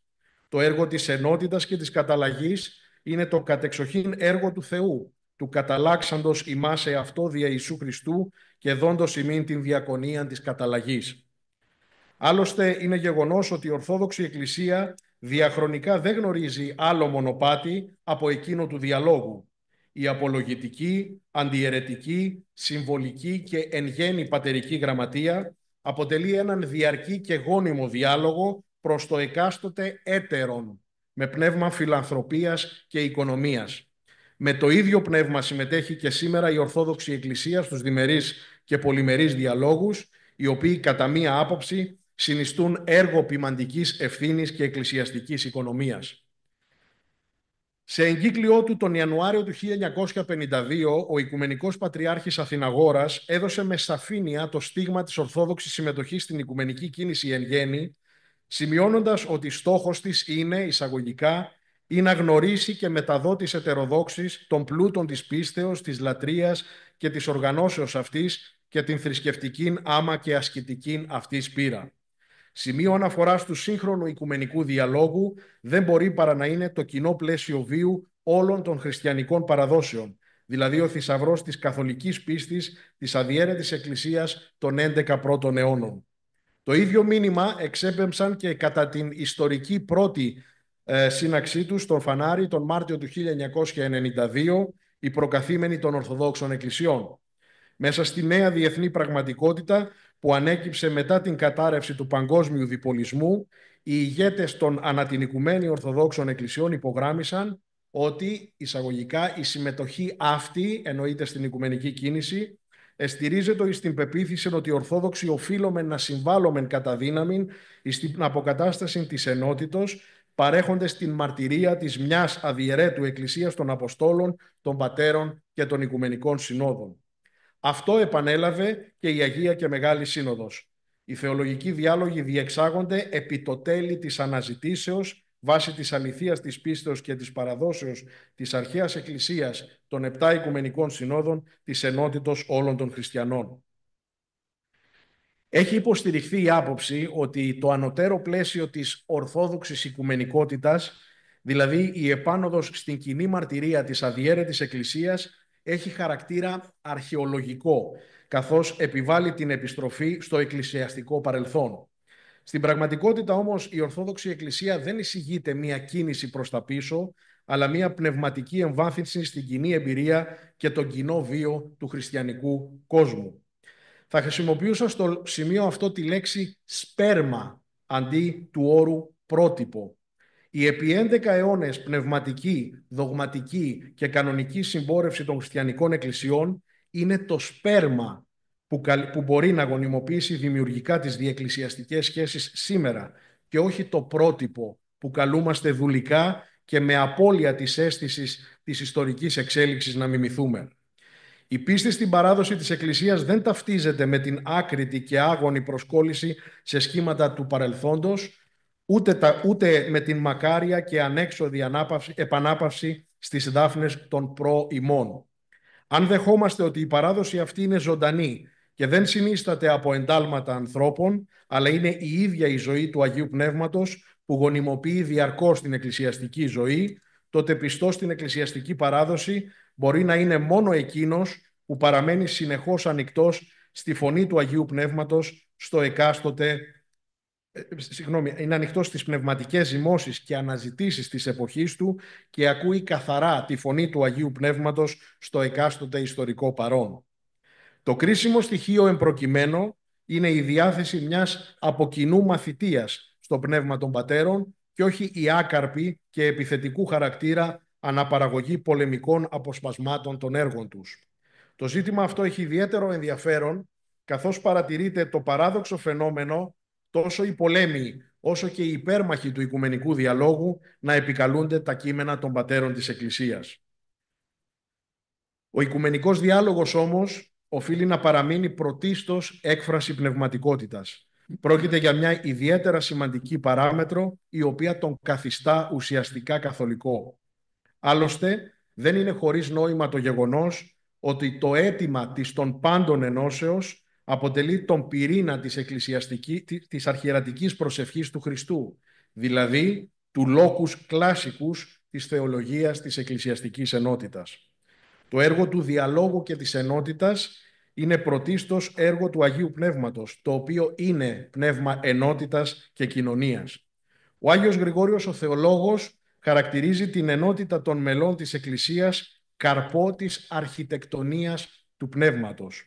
Οι χριστιανοί σε Ανατολή και Δύση μπορούν και επιβάλλεται να λειτουργήσουν ως δημιουργική συνεργή στο ιερό αυτό έργο. Αυτό σημαίνει ότι συμμετέχουμε στον διάλογο με τον υπόλοιπο χριστιανικό κόσμο, όχι με αυτάρεσκη, υπεροπτική και αλαζονική διάθεση, αλλά με φιλάδελφο πνεύμα διακονίας, καταλλαγής και συμφιλίωσης. Το ζητούμενο δεν είναι απλώς η ανοχή απέναντι στον άλλον και εν προκειμένου στον ετερόδοξο αδελφό, αλλά το ειλικρινές και έμπρακτον ενδιαφέρον γι' αυτόν, ή να μη μόνον μάθομεν αλλήλων ανέχεστε, αλλά και υπέρ εαυτούς αλλήλων κοίδεστε, όπως τονίζει ο Άγιος Μάξιμος ο Ομολογητής. Δεν προσερχόμαστε απλώς για να διδάξουμε, αλλά και για να διδαχθούμε από τους άλλους, να εμπλουτίσουμε τον εκκλησιαστικό βίο των εν τη Δύση χριστιανών, αλλά και να εμπλουτιστούμε κι εμείς, να μεταφέρουμε τις αγωνίες μας, αλλά και να αφουγκραστούμε τις ανησυχίες των άλλων. Κλείνω.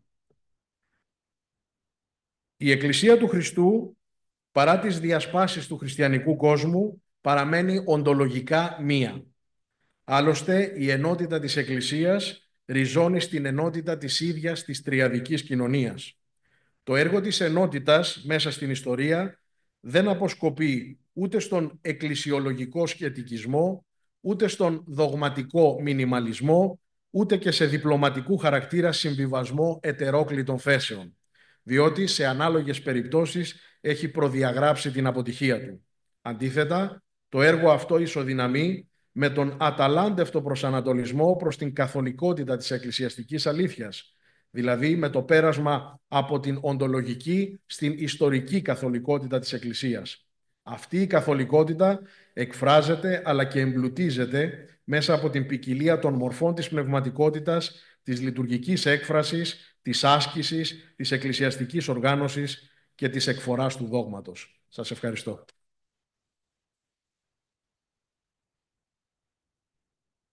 Ευχαριστούμε πάρα πολύ τον κύριο Χαραλαμπίδη, ο οποίος μας έδωσε αρκετά στοιχεία για τους θεολογικούς διαλόγους οι οποίοι διεξάγονται και μπορούμε να καταλάβουμε ποια είναι η βάση αυτού του διαλόγου, ποια είναι η προβληματική, ποια είναι τα επιχειρήματα, ποια είναι τα θέματα, γιατί αν κανείς δεν τα παρακολουθήσει αυτά και είναι απ' έξω, θεωρήσει ότι τα πράγματα είναι εντελώς διαφορετικά.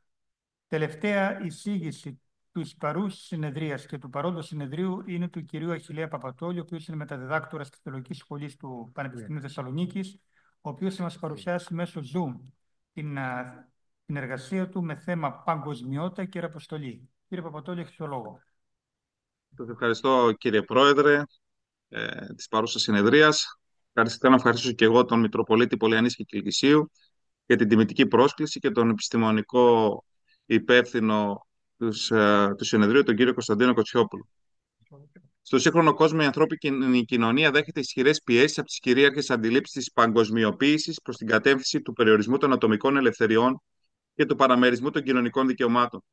Η σημερινή εποχή γίνεται ολοένα και περισσότερο εποχή της αβεβαιότητας, της σύγχυσης, της παγκόσμιας διακύβευσης, της ανασφάλειας, της ανελευθερίας και κυρίως του μηδενισμού, ο οποίος προβάλλει ως η νέα οντολογία που κινεί την ανθρώπινη κοινωνία.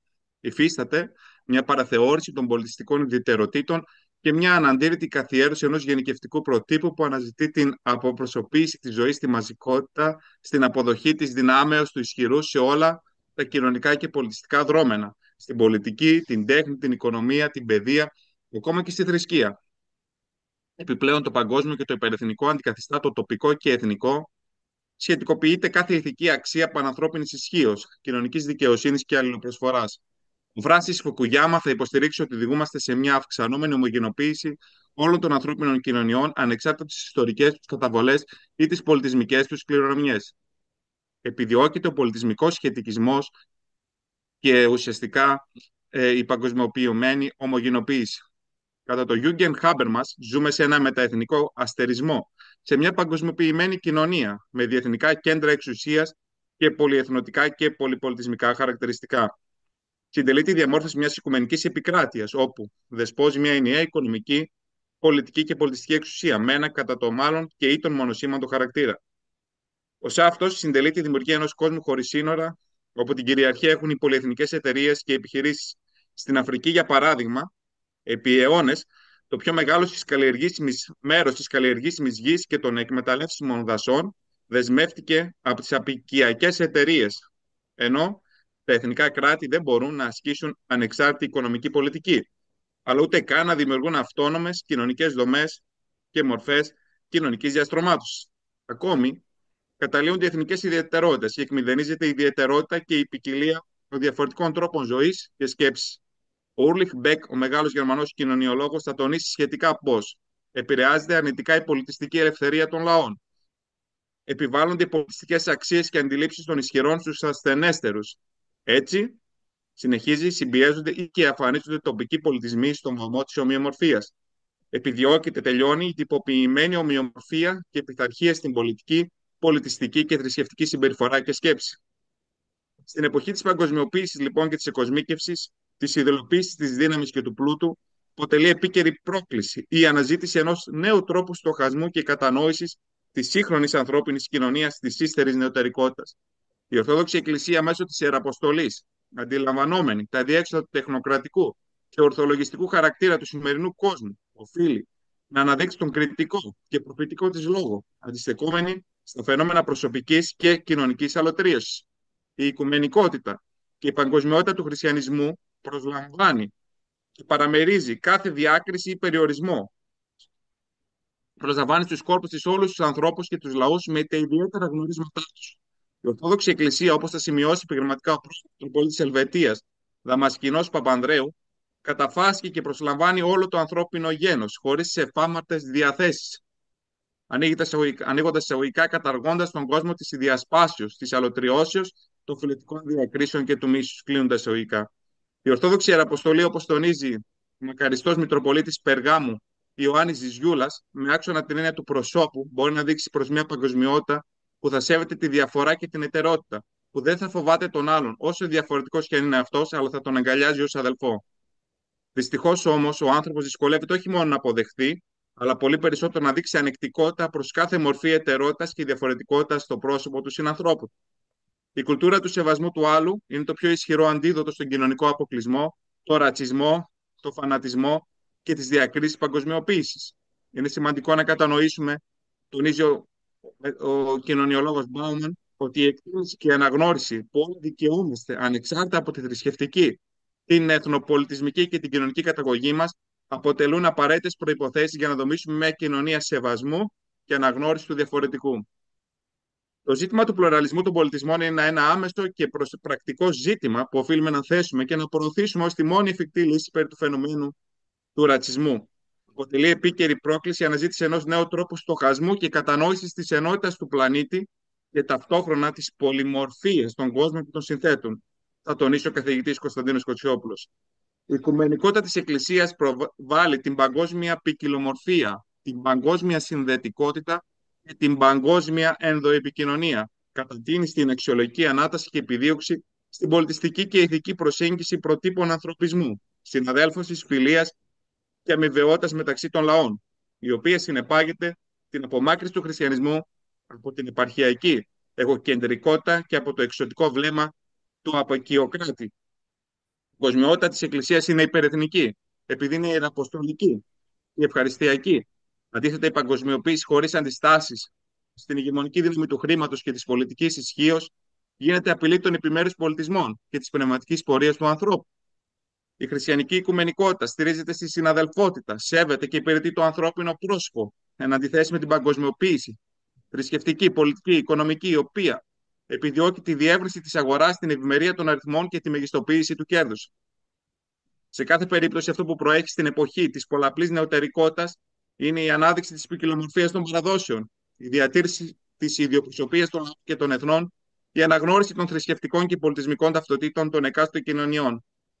Οι Ίγκελχαρτ και Μπέικερ αναφέρουν χαρακτηριστικά πως οι κοινωνίες αντί να συγκλίνουν, κινούνται σε παράλληλες τροχές που διαμορφώνονται από τις πολιτισμικές τους κληρονομιές και έτσι δημιουργούν κατάλληλες συνθήκες για τη μεταμόρφωση του κοινωνικού βίου. Ο Μαξ Βέμπερ θα διατυπώσει πως η διαφορετικότητα εξάλλου στον κοινωνικό χώρο δεν θεωρείται ως αρνητικό στοιχείο, αλλά ως ευκαιρία αλληλεπίδρασης και αλληλοσυμπλήρωσης. Χρειάζεται λοιπόν χριστιανοί ιεραπόστολοι να συνεργαστούν μεταξύ τους, αλλά και με τα διάφορα κινήματα λαϊκών ανθρώπων χριστιανικής εμπνεύσεως, όπως πολύ εύστοχα διατυπώνει ο Οικουμενικός Πατριάρχης Κύριος Βαρθολομαίος για τη δημιουργία ενός δημιουργικού πνεύματος στις ιεραποστολικές κοινωνίες. Είναι ανάγκη να υπερβούμε τις προκαταλήψεις, τις αλαζονικές νοοτροπίες και τις υποτιμητικές διακρίσεις σε βάρος των ηθαγενών με ειλικρινή σεβασμό προς την ιδιοτυπία κάθε λαού και πολιτισμού, προς την ελευθερία και την αξιοπρέπεια της ανθρωπότητας κατά τον Άντονι Γκίντενς. Ως εκ τούτου, η Ιεραποστολή δεν μπορεί να κλείνει στο καβούκι κάποια τοπική παράδοση, γιατί η Ορθοδοξία δεν είναι μια τοπική, αλλά θεμελιωδώς οικουμενική παράδοση. Αλλά αξιοποιώντας την κληρονομιά των γηγενών πληθυσμών, τη δομή και την ιστορία, την ανθρωπολογία και τη γενεολογία, τις ψυχολογικές και τις κοινωνικές λειτουργίες, μπορεί να συνεργαστεί δημιουργικά και να προσανατολιστεί προς μια παγκοσμιότητα που θα σέβεται τη διαφορά και την ετερότητα. Ο καθηγητής Χρήστος Γιανναράς ανέφερε χαρακτηριστικά περί του πλουραλισμού που διακατέχει την ύπαρξη της Εκκλησίας, πως ο κύριος χώρος της ιστορικής ανάπτυξης της Ορθοδόξου Εκκλησίας ήταν η πολυεθνική και πολυφιλετική Ρωμαϊκή Αυτοκρατορία. Κατά τον καθηγητή Κωνσταντίνο Κοτσιόπουλο, η οικουμενικότητα της Εκκλησίας θεμελιώνεται στον ιδρυτή της χριστιανικής διδασκαλίας, που προσέλαβε στην υπόστασή του ολόκληρη την ανθρωπότητα. Η εν Αγίο Πνεύμα την παρουσία του μέσα στην Εκκλησία οικοδομεί την οικουμενικότητα της, η οποία δεν εξαντλείται στην εξάπλωσή της σε ολόκληρη την οικουμένη, δηλαδή στην παγκοσμιότητα μόνο, αλλά συμπεριλαμβάνει και την ενδιάκοπη διατήρησή της μέσα στον χρόνο, δηλαδή τη διαχρονικότητα. Επιπλέον, η Πεντηκοστή, η γενέθλια ημέρα της Πεντηκοστής, αναδεικνύει περίτρανα την παγκοσμιότητα της Εκκλησίας, την κατάρριξη των εθνικών πολιτιστικών και γλωσσικών φραγμάτων. Διατρανώνει πως η Εκκλησία τελετουργεί τον επίγειο και ουράνιο προορισμό της ανεξάρτητα από τη μορφή, το σχήμα ή το χρώμα που λαμβάνει το κέλυφος αυτού του μεταβαλλόμενου κόσμου. Η Εκκλησία ως θεσμός εμπλέκεται στις ιστορικές διαδικασίες και υπόκειται στις κοινωνικές, πολιτικές και ιδεολογικές συνθήκες, μέσα στις οποίες διαμορφώνεται και λειτουργεί. Άρα, η πολυπλοκότητα των πολιτιστικών, των γλωσσικών και εθνικών ιδιομορφιών θα πρέπει να εκτιμάται ως θετική, να γίνεται αποδεκτή από την Ορθόδοξη Ιεραποστολή. Ο Μακνίλ θα υποστηρίξει περί της πολλαπλότητας των πολιτισμών πως οι πολιτισμοί, που είναι εκ της φύσεώς τους διαφορετικοί, παράγουν ισχυρές ταυτότητες, οι οποίες αποκτούν αύξουσα σημασία στις διεθνείς σχέσεις. Επίσης, η ιεραποστολικότητα και η παγκοσμιότητα της Εκκλησίας διακρίνεται και μέσα από τις επεμβάσεις της Θείας Χάριτος, στην κλίση του Αποστόλου Παύλου, στο αποστολικό αξίωμα, χαρακτηρισμό του ως Αποστόλου των Εθνών, αλλά και από την προτροπή του Αγίου Πνεύματος, στον Απόστολο Πέτρο, να μην κάνει διάκριση μεταξύ Ιουδαίων και Εθνικών και να βαπτίσει το Ρωμαίο εκατόντακο Κορνήλιο και τους παρισταμένους κατά την ομιλία του. Και τέλος, μέσα από την Αποστολική Σύνοδο, που συγκλήθηκε για να δώσει λύση στο θέμα αν πρέπει να περιτέμνονται οι εξ-εθνών χριστιανοί.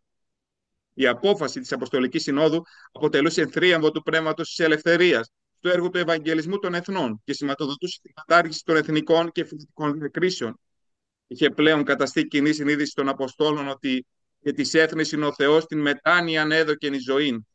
Συνεχίζοντας, η ιεραποστολική και οικουμενική φύση της Εκκλησίας διατυπώνεται και μέσα από το σύμβολο της πίστεως, όπου χαρακτηρίζεται καθολική και αποστολική. Καθολική, γιατί ως σκοπό της να περιλάβει στους κόλπους της όλους τους ανθρώπους, ανεξαρτήτως φύλου, χρώματος και καταγωγής.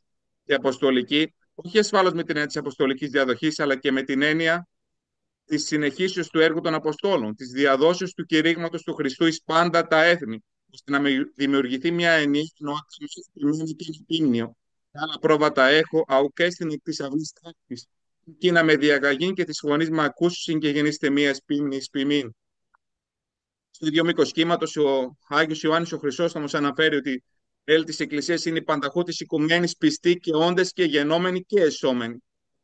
Στο ίδιο μοτίβο, ο Άγιος Κύριλλος Ιεροσολύμων θα τονίσει πως καθολική μέρα καλείται δια το κατά πάση σύνε της οικουμένης από περάτων γης έως περάτων.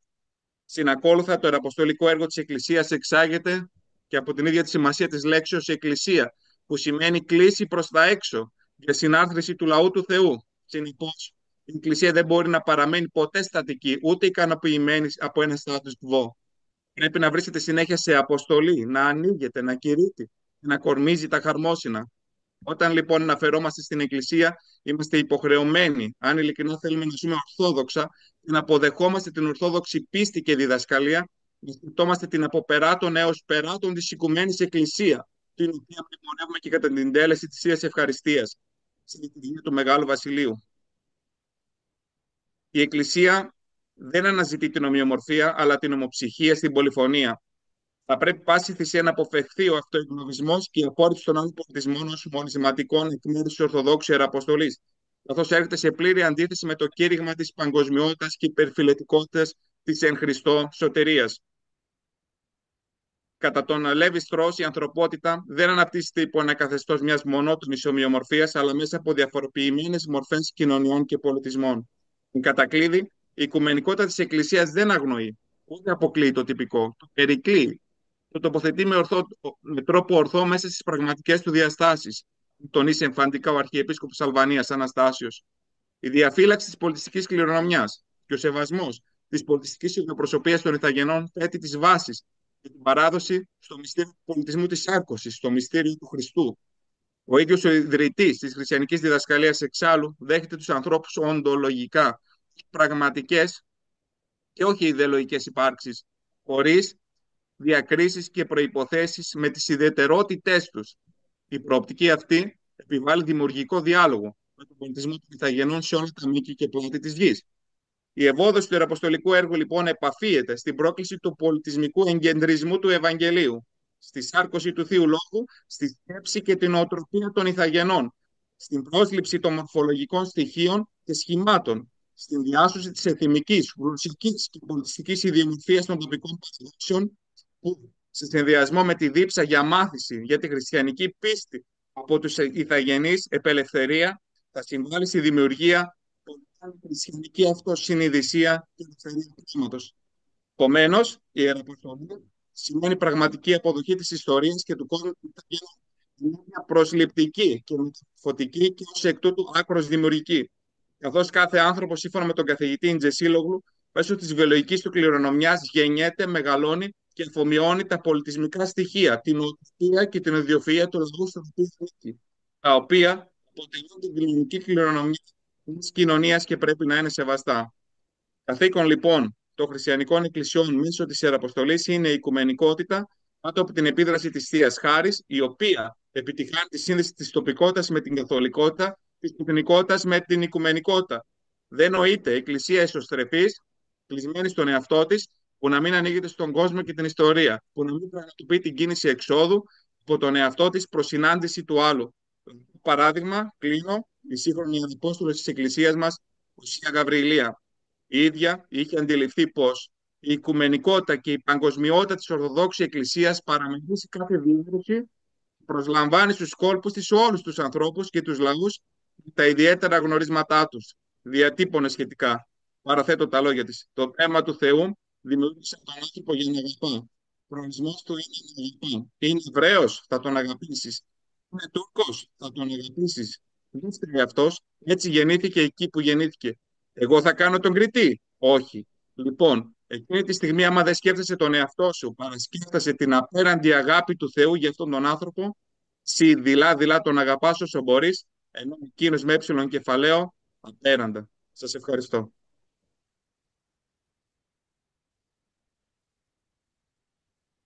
Ευχαριστούμε πάρα πολύ τον κύριο Παπατόλη, ο οποίος εντός 15 λεπτών μας παρουσίασε τη σχέση μεταξύ παγκοσμιότητας και Ιεραποστολής. Τώρα, σεβασμιότητα, θα δώσουμε λίγο χρόνο στο διάλογο ή θα πάμε στα συμπεράσματα? Ωραία, θα πάμε με τη σειρά. Αν υπάρχει κάποιο ερώτημα για τον πρώτο μιλητή, τον κύριο Τσοπανίδη. Ορίστε, κύριε συνάδελφε. Κύριος Μποσνιάς. Και για τον αγαπητό Στέλιο τον Τζοβανίδη και για τον αγαπητό Στέλιο τον... Το μικρόφωνο. Ναι. Εντάξει τώρα. Εντάξει. Πώς είναι δυνατά όμως τώρα. Λοιπόν, γιατί και οι δύο συνάδελφοι από τη θεολογική σχολή του Αριστοτελείου εξειδικεύονται στην οικουμενική κίνηση. Δεν θέλω να είμαι προκλητικός, αλλά αν θέλαμε να συμπυκνώσουμε την οικουμενική ή την ιστορία της οικουμενικής κίνησης σε μία φράση, θα λέγαμε ότι συμφωνήσαμε ότι διαφωνούμε. Και από την άλλη μεριά, άσχετα εάν αρχικά στις πρώτες στιγμές του Παγκοσμίου Συμβουλίου των Εκκλησιών υπήρχε έστω σαν desideratum pium, έτσι, η ενότητα των διαφόρων χριστιανικών ομολογιών, δεν ξέρω κατά πόσον αυτό τίθεται πλέον στη συζήτηση. Από την άλλη μεριά, μου κάνει εντύπωση και Στέλιο, αν κάνω λάθος, διόρθωσέ μου, έτσι. Λοιπόν, ότι ο διάλογος πάνω σε διάφορα θέματα τα οποία αφορούν τις... Ποιος Στέλιος? Και οι δύο. Ήμασταν, ναι. Λοιπόν, ο διάλογος, έτσι, πάνω στα διάφορα ιδιαίτερα δογματικά θέματα τα οποία αφορούν, ας πούμε, τις εκκλησίες, μάλλον επιβεβαιώνει τις διαφορές, παρά δημιουργεί μια δυναμική για την υπέρβασή τους. Και συνεπώς, έχω την αίσθηση ότι οδηγείται σε αυτό το οποίο ονόμασε ο εθνικός μας ποιητής μονόλογο, παράλληλο μονόλογο, έτσι, παράλληλος μονολόγος. Τώρα, αυτό το οποίο θέλω να ρωτήσω είναι το εξής και παίρνω αφορμή από την φρασιολογία του Στέλιου του Χαραλαμπίδη, έτσι, όταν έκανε λόγο για την οντολογική καθολικότητα και την ιστορική καθολικότητα. Έτσι. Και ίσως το παρερμηνεύω, αλλά το κατανοώ σαν δύο, ας το πούμε, συμβατές, τουλάχιστον δυνάμει μορφές καθολικότητας, με την έννοια ότι βέβαια δεν πρόκειται να γίνουμε ποτέ μια εκκλησία, τουλάχιστον μέσα από το Παγκόσμιο Συμβούλιο των Εκκλησιών, αλλά διατηρώντας ο κάθε ένας, διατηρώντας η κάθε μία εκκλησία την ίδια προσωπία της, δεν αναιρεί, αλλά επιδιώκει στο μέτρο του δυνατού, έτσι, την ενότητα. Δεν ξέρω άμα το καταλαβαίνω λάθος. Έτσι, και η γενικότερη ερώτηση, δηλαδή τέλος πάντων στην οποία καταλήγω, είναι ποιο είναι το όραμα το οποίο εμπνέει σήμερα την οικουμενική κίνηση. Κύριε Τσίγκο, έχω μια μικρή ακόμα παρατήρηση, αλλά άμα θέλετε μετά. Μετά. Τα 4, κύριε Τσιμπανίδη. Ο αγαπητός μας Κώστας έθεσε πολλά τελικά, έτσι, κύριε Μποζίνη, αγαπητέ συνάδελφοι, έθεσες πολλά ερωτήματα.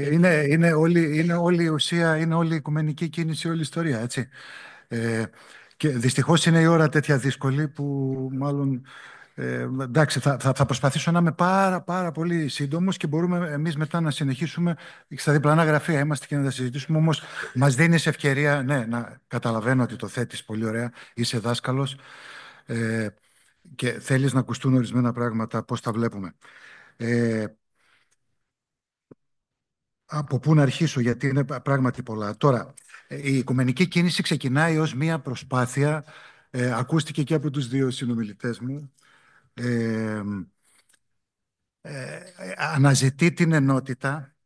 Πρώτα όμως την αναζητεί ενότητα στην πράξη πριν περάσει προς το δόγμα. Δηλαδή το Πατριαρχείο το 1920 όταν στέλνει την εγκύκλιο ξέρει πολύ καλά ότι είναι δύσκολο και λέει να προπαρασκευάσουμε το δρόμο και προκειμένου τι θέλουμε τώρα, να αντιμετωπίσουμε από κοινού τα προβλήματα που ταλανίζουν τον άνθρωπο και τον κόσμο. Αυτό είναι πάρα πολύ σημαντικό και εκείνη την εποχή το σύνθημα ήταν το δόγμα χωρίζει, η πράξη ενώνει, που δείχνει, βέβαια αυτό φάνηκε μετά ότι δεν ισχύει γιατί και η πράξη ενώνει.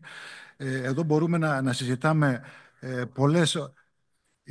Και η πράξη χωρίζει, ναι. Αποδείχτηκε ότι η πράξη χωρίζει και εδώ τώρα μεταξύ μας είμαστε πόσοι είμαστε. Εάν θέσουμε ένα ζήτημα πρακτικό, να πάρουμε μέρος απέναντι στον πόλεμο, ας πούμε, αυτό που συμβαίνει τώρα στο Ισραήλ, στην Παλαιστίνη, θα γίνουμε ίσως από 2, 3, 4, 5 χωριάτες, έτσι, λόγω των τοποθετήσεών μας και των πολιτικών μας προελεύσεων.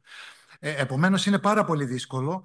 Μιλάς για όραμα, μιλάς για διαφωνία. Ναι, είναι σημαντικό αυτό μετά από χρόνια διαίρεσης και εχθρότητας να φτάσουμε σε ένα σημείο να καθίσουμε στο ίδιο τραπέζι και να δούμε ότι διαφωνούμε. Και σε τι διαφωνούμε. Αυτό είναι πάρα πολύ σημαντικό. Είναι η αρχή μιας πορείας που μπορεί να μας οδηγήσει κάπου. Αλλά δεν μείναμε μόνο εκεί. Είναι πάρα πολύ σημαντικό ότι από την δεκαετία του 60 και μετά μπορούμε να μιλάμε για το ότι βρισκόμαστε για πρώτη φορά στην ιστορία του χριστιανισμού σε μία... Τι γνωρίζει η ιστορία του χριστιανισμού? Τη διαίρεση και την ενότητα. Έτσι. Για πρώτη φορά βρισκόμαστε σε μία κατάσταση που ονομάστηκε και συνέβαλε πάρα πολύ σε αυτό ο αείμνηστος, ο Μητροπολίτης Περγάμου Ιωάννης Ζησιούλας. Σε ποια κατάσταση βρισκόμαστε? Βρισκόμαστε σε μία καθοδόν ενότητα. Unity in via το ονομάστε. Αυτό είναι πάρα πολύ σημαντικό. Για πρώτη φορά στην ιστορία του χριστιανισμού. Και μπορούμε να πούμε, βέβαια τώρα εδώ θα μπούμε σε πολύ βαθιά ζητήματα, βρισκόμαστε σε μία προσυνοδική, δεν είμαστε συνοδική κοινότητα, δεν μπορούμε να είμαστε, αλλά βρισκόμαστε σε μία προσυνοδική κατάσταση με τους άλλους χριστιανούς. Πραγματικά, λέει κάποιος, τα δίχτυα που έριξε το οικουμενικό καράβι είναι πολλά, η ψαριά όμως μικρή. Αυτό είναι αλήθεια και πρέπει να το βλέπουμε αυτό. Αυτό δεν είναι κακό όμως εάν σκεφτούμε πού βρισκόμασταν μέχρι τη δεκαετία του 50. Εάν διαβάσουμε μαρτυρίες όπως το, ας πούμε, του Αμίλ Καλιβιζάτου, του πρωτεργάτη της οικουμενικής κίνησης, να δείτε τι λέει, ότι δεν μπορούσαμε, όχι με τους ετερόδοξους, οι ίδιοι Ορθόδοξοι, το 36 το αναφέρει. Στο Μεγάλο Συνέδριο των Αθηνών. Οι ίδιοι Ορθόδοξοι δεν μπορούσαν να συζητήσουν μεταξύ τους. Γιατί ήταν, λέει, τα τείχη παχυλά και ψηλά. Δική του η έννοια. Φανταστείτε, λέει, σε τι σημείο φτάσαμε σήμερα που μπορούμε να συνομιλούμε με τους ετερόδοξους. Λοιπόν, είναι πολλά αυτά που έχουν γίνει, δεν μπορούμε να τα αναλύσουμε τώρα, αλλά το Unity in Via λέει πολλά, ότι βρισκόμαστε καθοδόν προς την ενότητα, σε έναν ειρηνικό διάλογο, όπως έλεγε ο δάσκαλός μας ο Ματσούκας. Αυτό έλεγε. Σήμερα είναι πολύ διαφορετική η κατάσταση. Τώρα, το όραμα... Σήμερα είναι ρευστή η κατάσταση, υπόθηκε, μου φαίνεται, στην πρώτη συνεδρία τη σημερινή. Είναι πολύ ρευστή η κατάσταση. Το ανέφερε και ο φίλος μας, ο αγαπητός συνάδελφος, ο κύριος Κοτσιόπουλος. Είναι πολλαπλές οι κρίσεις. Όραμα υπάρχει.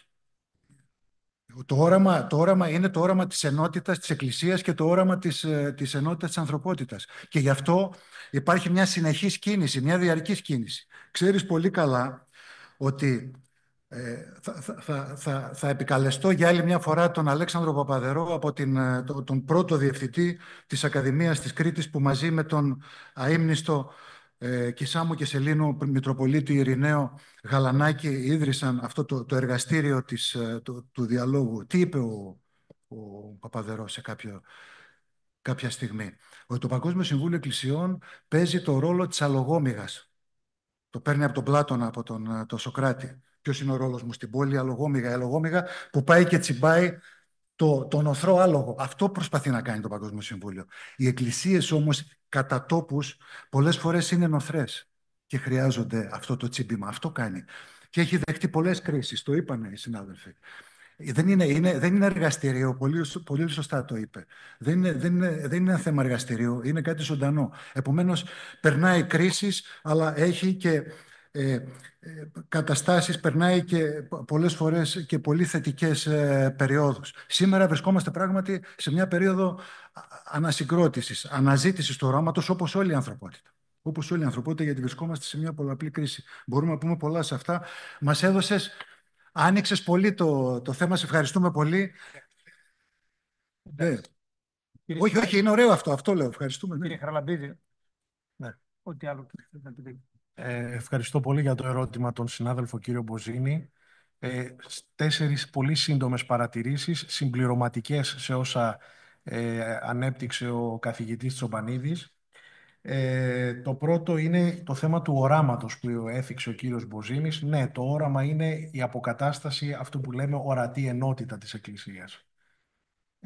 Καθοδόν όμως προς το όραμα αυτό μπορούμε να πετύχουμε μικρότερους στόχους.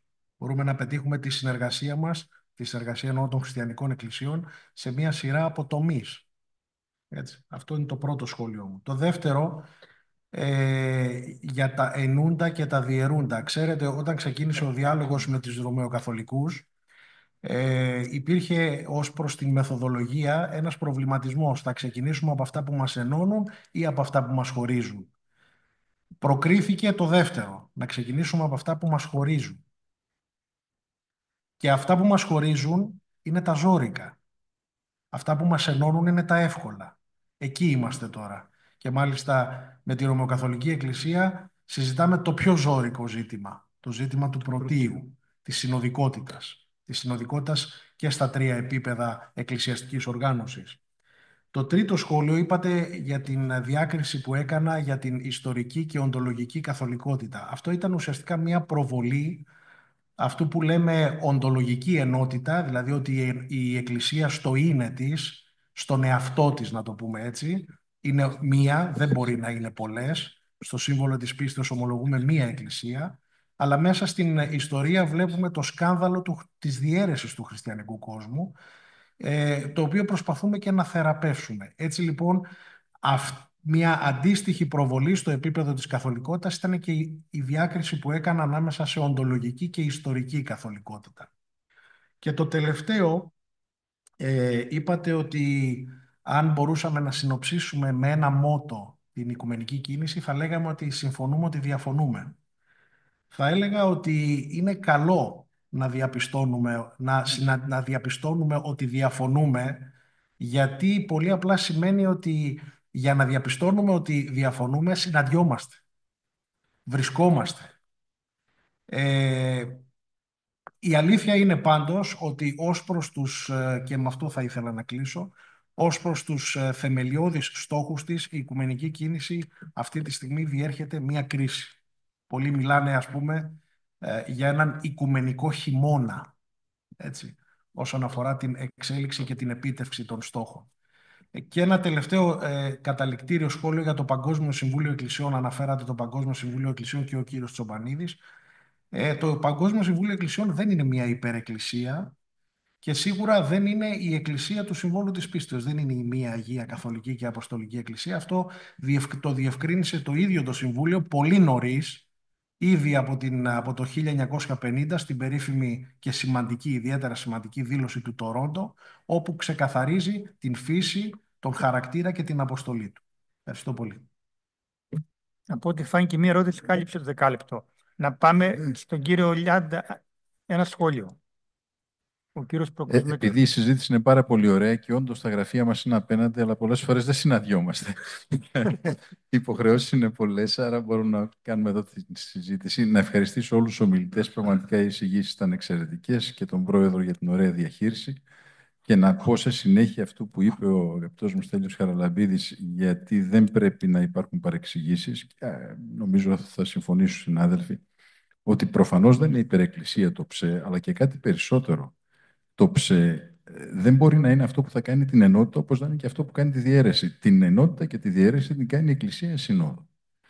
Είναι δύο διαφορετικά πράγματα και σε αυτό πρέπει να είμαστε σαφείς, γιατί καμιά φορά υπάρχει μια σύγχυση ότι στο ΨΕ θα γίνει η ένωση των εκκλησιών. Δεν είναι αυτός ο σκοπός του ΨΕ. Ο σκοπός να φέρει τους ανθρώπους μαζί, να γίνουν οι συζητήσεις, να δούμε τις διαφορές, να δούμε τις ομοιότητες, να γίνει αυτή η πάλι και η ζήμωση. Και αν περνάει σήμερα κρίση στο ΨΕ, που συμφωνώ πλήρως, Κώστα μου, έχω γράψει άλλωστε και έχω κάνει έντονη κριτική σε αυτές τις διαδικασίες. Ο Στέλιος Τσομπανίδης το ξέρει πολύ καλά και ο Στέλιος Χαραλαμπίδης, ο φοιτητής μου επίσης, και ο Γρηγόρης, όλοι το ξέρουν. Κρίση περνάνε όλες τις θρησκευτικές κοινότητες και η δικιά μας η Ορθόδοξη Εκκλησία. Τα περιέγραψε ο Γρηγόρης πριν, ότι πήγαμε σε μια σύνοδο, την Αγία και Μεγάλη, στην Κρήτη και απουσιάζαν 4 από τις 14 εκκλησίες. Και ξέρουμε ποιες είναι σήμερα οι σχέσεις της Εκκλησίας Κωνσταντινούπολης με το Πατριαρχείο της Μόσχας. Θέλω να πω ότι πάντα βρισκόμαστε καθοδόν και σε αυτή την πορεία πορευόμαστε δραματικά. Δεν είναι εύκολη η πορεία. Ναι, εγώ ελπίζω να μην παρεξηγήθηκα. Δεν έκανα κριτική στην οικουμενική κίνηση, ούτε αμφισβήτησα την αξία την οποία έχει και την δυναμική η οποία μπορεί, ας πούμε, να αποκτήσει, έχει αποκτήσει, μπορεί να αποκτήσει στο μέλλον. Απλώς ρώτησα για να πληροφορηθώ καταρχήν, γιατί δεν ασχολούμαι με την οικουμενική κίνηση. Δεύτερον, για να μην φοβηθούμε να βάλουμε το δάχτυλο στον τύπο των ύλων και να αρχίσουμε ένας μετά τον άλλον την έκθεση ιδεών για το τι πρέπει να γίνει, χωρίς να έχουμε μπροστά μας, στα μάτια μας, το τι έχει γίνει. Έτσι. Λοιπόν, και τελειώνω λέγοντας ότι θα ήμουν ο τελευταίος να κάνω κριτική στο ΨΕ, αυτό πρώτη φορά το αξιωμάκι, το WCC, γιατί με τον Στέλιο ήμασταν υπότροφοι, έτσι, για χρόνια. Ωραία. Μήπως υπάρχει κάποιο ερώτημα για τον κύριο Λιάντα? Μπορεί να θέλει να πει κάτι σε αυτό που είναι σημαντικό. Ναι. Εσύ. Ναι. Αν έχω το λόγο, κύριε Πρόεδρε. Θα είμαι πολύ σύντομος. Ο προβληματισμός σας, αγαπητέ κύριε συνάδελφε Κώστα, είναι πολύ σωστός και θα αναφερθώ σε ένα πολύ πρόσφατο παράδειγμα. Στο Οικουμενικό Ινστιτούτο του Μποσέ ξεκινάνε σε λίγους μήνες τα μαθήματα τα μεταπτυχιακά και ψάχνουν κόσμο από ορθοδόξου πλευράς, γιατί δεν υπάρχουν. Δεν βγάζουμε πλέον φοιτητές, αποφύτους, στελέχη για το μέλλον της οικουμενικής κίνησης. Άρα, ίσως πρέπει πρώτα να δούμε και εμείς ως θεολογικές σχολές, εκκλησιαστικές ακαδημίες, εκκλησίες κατά τόπους, τι θέλουμε να κάνουμε. Η Σύνοδος Εκκλησίας Ελλάδος έχει γραφείο διορθοδόξων διαχριστιανικών σχέσεων. Υπάρχει ένας άνθρωπος ο οποίος έχει γίνει, μάλλον πάντα είναι η λογική, αλλά αυτό δεν σημαίνει ότι πρέπει να γίνει νόμος. Γίνεται τυραμόλα, δηλαδή κάνει 50 πράγματα. Δηλαδή να διαχειριστεί τους διαχριστιανικούς διαλόγους, να διαχειριστεί τη Ορθόδοξη. Δεν γίνεται αυτό το πράγμα. Πρέπει να βγουν στελέχη. Και πρέπει και η Εκκλησία κάνει το άνοιγμα, βέβαια, με τις υποτροφίες. Η Εκκλησία της Ελλάδος αναφέρω.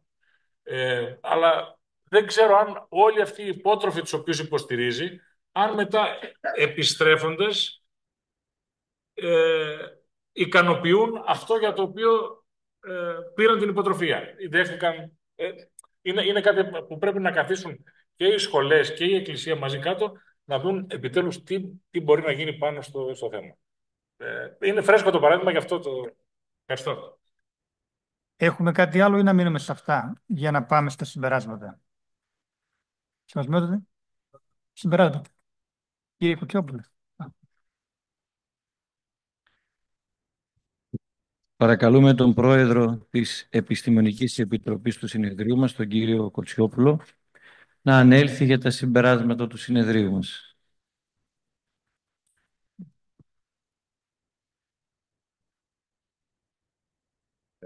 Ευχαριστώ πολύ. Με τις ευλογίες του Σεβασμιωτάτου, της Ιεράς Μητροπόλεως, Πολυανής και Κιλκησίου, φτάσαμε αισίως στο τέλος των εργασιών αυτού του συνεδρίου.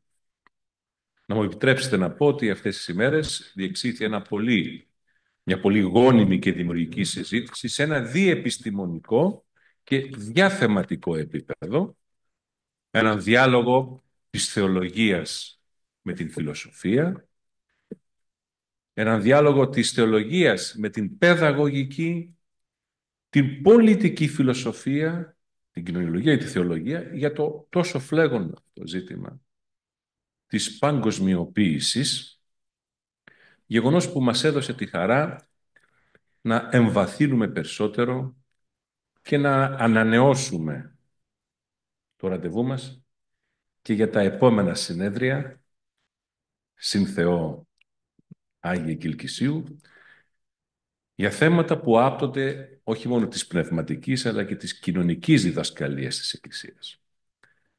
Κατόπιν όλων αυτών και με βάση αυτά τα δεδομένα, κύριοι συνάδελφοι, να μου επιτρέψετε να κάνω μια ανακεφαλαίωση, αριθμημένη ανακεφαλαίωση των συμπερασμάτων των εργασιών του συνεδρίου. Είχαμε 4 θεματικές ενότητες και ξεκινώ από την πρώτη παρατήρηση, το πρώτο συμπέρασμα, ότι διαπιστώσαμε ότι είναι ένα άλλο πράγμα η παγκοσμιότητα και είναι ένα άλλο πράγμα η παγκοσμιοποίηση, όπως αυτό διαπιστώνεται μέσα από τα επίσημα κείμενα, όχι μόνο της κοινωνιολογικής επιστήμης, αλλά και της επιστήμης της οικουμενικής κίνησης, όπως ωραία μας το ξεκαθάρισαν σήμερα οι καθηγητές της οικουμενικής κίνησης, αλλά και από την χθεσινή προηγούμενη συζήτηση κοινωνιολόγοι και πολιτικοί φιλόσοφοι. Η παγκοσμιότητα ισοδυναμεί με την οικουμενικότητα της Εκκλησίας, που προάγει την ταυτότητα, την ίδιο προσωπία και θα λέγαμε ταυτόχρονα και την διακυβερνητική συνεργασία σε ένα πολιτικό επίπεδο ισότιμων εθνών και κρατών. Από την άλλη, αυτή η παγκοσμιότητα καλλιεργεί αυτόν τον διάλογο θρησκειών και πολιτισμών και επομένως από αυτό συνάγουμε το συμπέρασμα ότι η παγκοσμιοποίηση με την ομογενοποίηση και την έλλειψη ταυτότητας, αλλά ταυτόχρονα και με την εμπορευματοποίηση, δημιουργεί ένα πρόβλημα το οποίο καλούνται οι θρησκείες, οι πολιτισμοί, τα κράτη να αντιμετωπίσουν και να ξεπεράσουν. Το δεύτερο συμπέρασμά μας ήταν ότι στο επίπεδο της χριστιανικής πίστης, ιδιαίτερα στο επίπεδο της ορθόδοξης χριστιανικής πίστης, διαπιστώνουμε ότι το μυστήριο του θεανθρώπου είναι το γεγονός της υπερεθνικότητας και υπερφιλετικότητας. Το τρίτο συμπέρασμα. Να ξεκινήσουμε από την προϋπόθεση ότι στην Ορθόδοξη παράδοση έχουμε τη διαλεκτική της κατάφασης και της υπέρβασης του κόσμου. Αυτή η διαλεκτική της κατάφασης και της υπέρβασης του κόσμου, αυτό το ναι που λέμε στον κόσμο, αλλά και το όχι στις μετριότητες του κόσμου, εφαρμόζοντας αυτό που λέγει ο Κύριος στο Ευαγγέλιο, να μην συσχηματιζόμεθα και με το πνεύμα των παθών του κόσμου τούτου, τοποθετεί τον χριστιανισμό μέσα στον κόσμο και τους θεσμούς, μέσα στον δημόσιο χώρο, αλλά με μια προοπτική εγκοσμιοκρατικής, θα λέγαμε εγκοσμίκευσης καλύτερα, η παρουσία του Θεού στον κόσμο, και όχι μια άχρονης εκοσμίκευσης, που όπως λένε στην κοινωνιολογική έρευνα και η βιβλιογραφία, τώρα πλέον βαδίζουμε προς την εποχή της μεταεκοσμίκευσης ή της αποεκοσμίκευσης, λόγω της κοινωνίας, του ρίσκου και της διακινδύνευσης των πολλών κρίσεων που παρατηρούνται σήμερα, και έρχονται αγνωστικιστές φιλόσοφοι και επιστήμονες όπως ο Γιούγκερ Χάμπερμας. Ο Γιούγκερ Χάμπερμας δηλώνει αγνωστικιστής να μας πει πρέπει να αποφύγουμε το εκοσμικευμένο πνεύμα του αυτοχειροτόνητου ανθρωποθέου. Αυτό ζούμε σήμερα. Ουκ άνθρωπον όμως από Θεοθέντα θέλομεν, αλλά Θεόν εν ανθρωπίσαντα. Αυτό είναι η απάντηση στην εκοσμίκευση, η φράση αυτή του Αγίου Άννου Δαμασκηνού, και έτσι αυτό μας καλεί σε μια εγκοσμίκευση. Είναι ένα άλλο πράγμα η παρουσία του Θεού στον κόσμο. Μια τέταρτη παρατήρηση, ένα τέταρτο συμπέρασμα. Όπως βγήκε και μέσα από τις εργασίες του συνεδρίου μας, η μεταενωτερική κουλτούρα της λεγόμενης αφύπνισης ή και της ακύρωσης, η γνωστή και ως woke agenda, που δημιούργησε τόσα πολλά προβλήματα και τόσες πολλές αντιδράσεις και αντιπαραθέσεις, σήμερα υποχωρεί από τις εξελίξεις που βλέπουμε τόσο σε ευρωπαϊκό πολιτικό, αλλά εσχάτως και στο αμερικανικό πολιτικό επίπεδο. Πέμπτον, ο πολιτισμός της σάρκωσης του Θεού, για την οποία μιλάει η Ορθοδοξία και ο Χριστιανισμός, λέει ναι στα έθνη, καταφάσκει τα έθνη και τους θεσμούς στον ιστορικό χρόνο, με την προοπτική όμως της υπέρβασης και της λειτουργικής συνύπαρξης. Έκτον, ζούμε στην εποχή όχι του μηδενιστικού μεταμοντερνισμού, αλλά στην εποχή της ύστερης νεωτερικότητας, ή και καλύτερα θα λέγαμε της πολλαπλής νεωτερικότητας, που καταφάσκει, λέει το ναι, στις ταυτότητες και ιδιοπροσωπίες λαών, θρησκειών και πολιτισμών. Έβδομον, με τα δεδομένα αυτά, η θρησκευτική εκπαίδευση, για να περάσουμε στη θεματική αυτή που μας απασχόλησε σήμερα το συνέδριο, κινείται στο διαλεκτικό πεδίο της ταυτότητας με την εταιρότητα, χωρίς να αλλοιώνονται όμως αμφότερες, σε ένα πεδίο πλουραλισμού και κριτικής συνύπαρξης και αμοιβαίου σεβασμού, με σκοπό την καταλλαγή. Όγδον, η θρησκευτική παιδεία, αλλά και η σχολική θρησκευτική εκπαίδευση είναι πρόταση καταλλαγής και συνδυασμός ορθόδοξης παράδοσης, αλλά και θρησκεολογικής όμως ενημέρωσης, εφόσον είμαστε πολίτες αυτού του κόσμου και δεν είμαστε οι μόνοι οι ορθόδοξοι μέσα σε αυτόν τον κόσμο, και με αυτόν τον τρόπο, μέσα από αυτή τη γνώση που πρέπει να έχουμε και της θρησκεολογικής ενημέρωσης, καλούμαστε στην ανώτατη της οικουμενικής ειρήνης. Ένατον, η θεολογική διαχριστιανική διάλογη, για να περάσουμε στην τελευταία τώρα και τόσο ενδιαφέρουσα συζήτηση που είχαμε στο πάνελ σήμερα, είναι έκφραση της οικουμενικότητας της Εκκλησίας, αλλά και του κοινωνικού της ήθους, της οικονομικής της επίσης ηθικής, που αρνείται την νεοφιλελεύθερη πολιτική οικονομία, η οποία θέτει ως αυτοσκοπό το εμπορικό κέρδος, το υλικό κέρδος, και φυσικά βάζει σαν στόχο την ιδιονομία, όπως μας λένε, και με βάση τα κείμενα της Κρήτης είναι ο όρος, βάζει ως στόχο την ιδιονομία της οικονομίας, η οποία θα πρέπει κατά αυτούς να κινείται σε έναν τελείως ανεξάρτητο χώρο. Όχι, πάνω από την οικονομία είναι η πολιτική. Και πάνω από την πολιτική είναι το κοινωνικό ήθος. Και πάνω από το κοινωνικό ήθος είναι η θρησκευτική και χριστιανική παράδοση, που θέτει κάποια όρια και αμφισβητεί την οικονομία ως αυτό σκοπό. Το πρόβλημα που αντιμετωπίζουμε σήμερα. Δέκατον, οι ορθόδοξες αυτοκέφαλες εκκλησίες βρίσκονται σε μια σύνδεση μεταξύ τους, εφόσον είναι μέλη της μίας εκκλησίας, και με την πρωτόχρονη εκκλησία του Οικουμενικού Θρόνου, όχι όμως ως συνομοσπονδίες εκκλησιών. Και αυτό είναι πάλι μέσα από τα κείμενα της Οικουμενικής Κίνησης. Δεν είμαστε δηλαδή συνομοσπονδία εκκλησιών, θα δεχόμασταν έτσι την προτεσταντική εκκλησιολογία. Είμαστε Ορθόδοξοι, δεν είμαστε Προτεστάντες. Και ενδέκατον, κατά τα κείμενα της Αγίας και Μεγάλης Συνόδου της Κρήτης, η Ορθόδοξη Εκκλησία, ούσα η μία Αγία, Καθολική και Αποστολική Εκκλησία, καλείται σε ιεραποστολική δράση πέρα και πάνω από οποιασδήποτε φιλετικές, εθνικές και πολιτικές σκοπιμότητες και με απόλυτο σεβασμό στη θρησκευτική ελευθερία και τα ανθρώπινα δικαιώματα των λαών. Ευχαριστώ πολύ.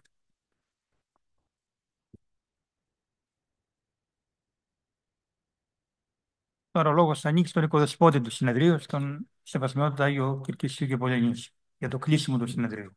Σεβασμιότητα.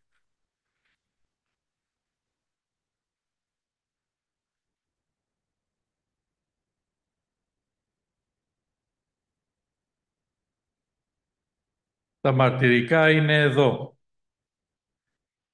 Ήρθαν για να πλαισιώσουν τις εορταστικές εκδηλώσεις οι οποίες πραγματοποιούνται όλο τον μήνα Νοέμβριο για την τιμή των πολιούχων μας, των Αγίων 5 και 10 Μαρτύρων.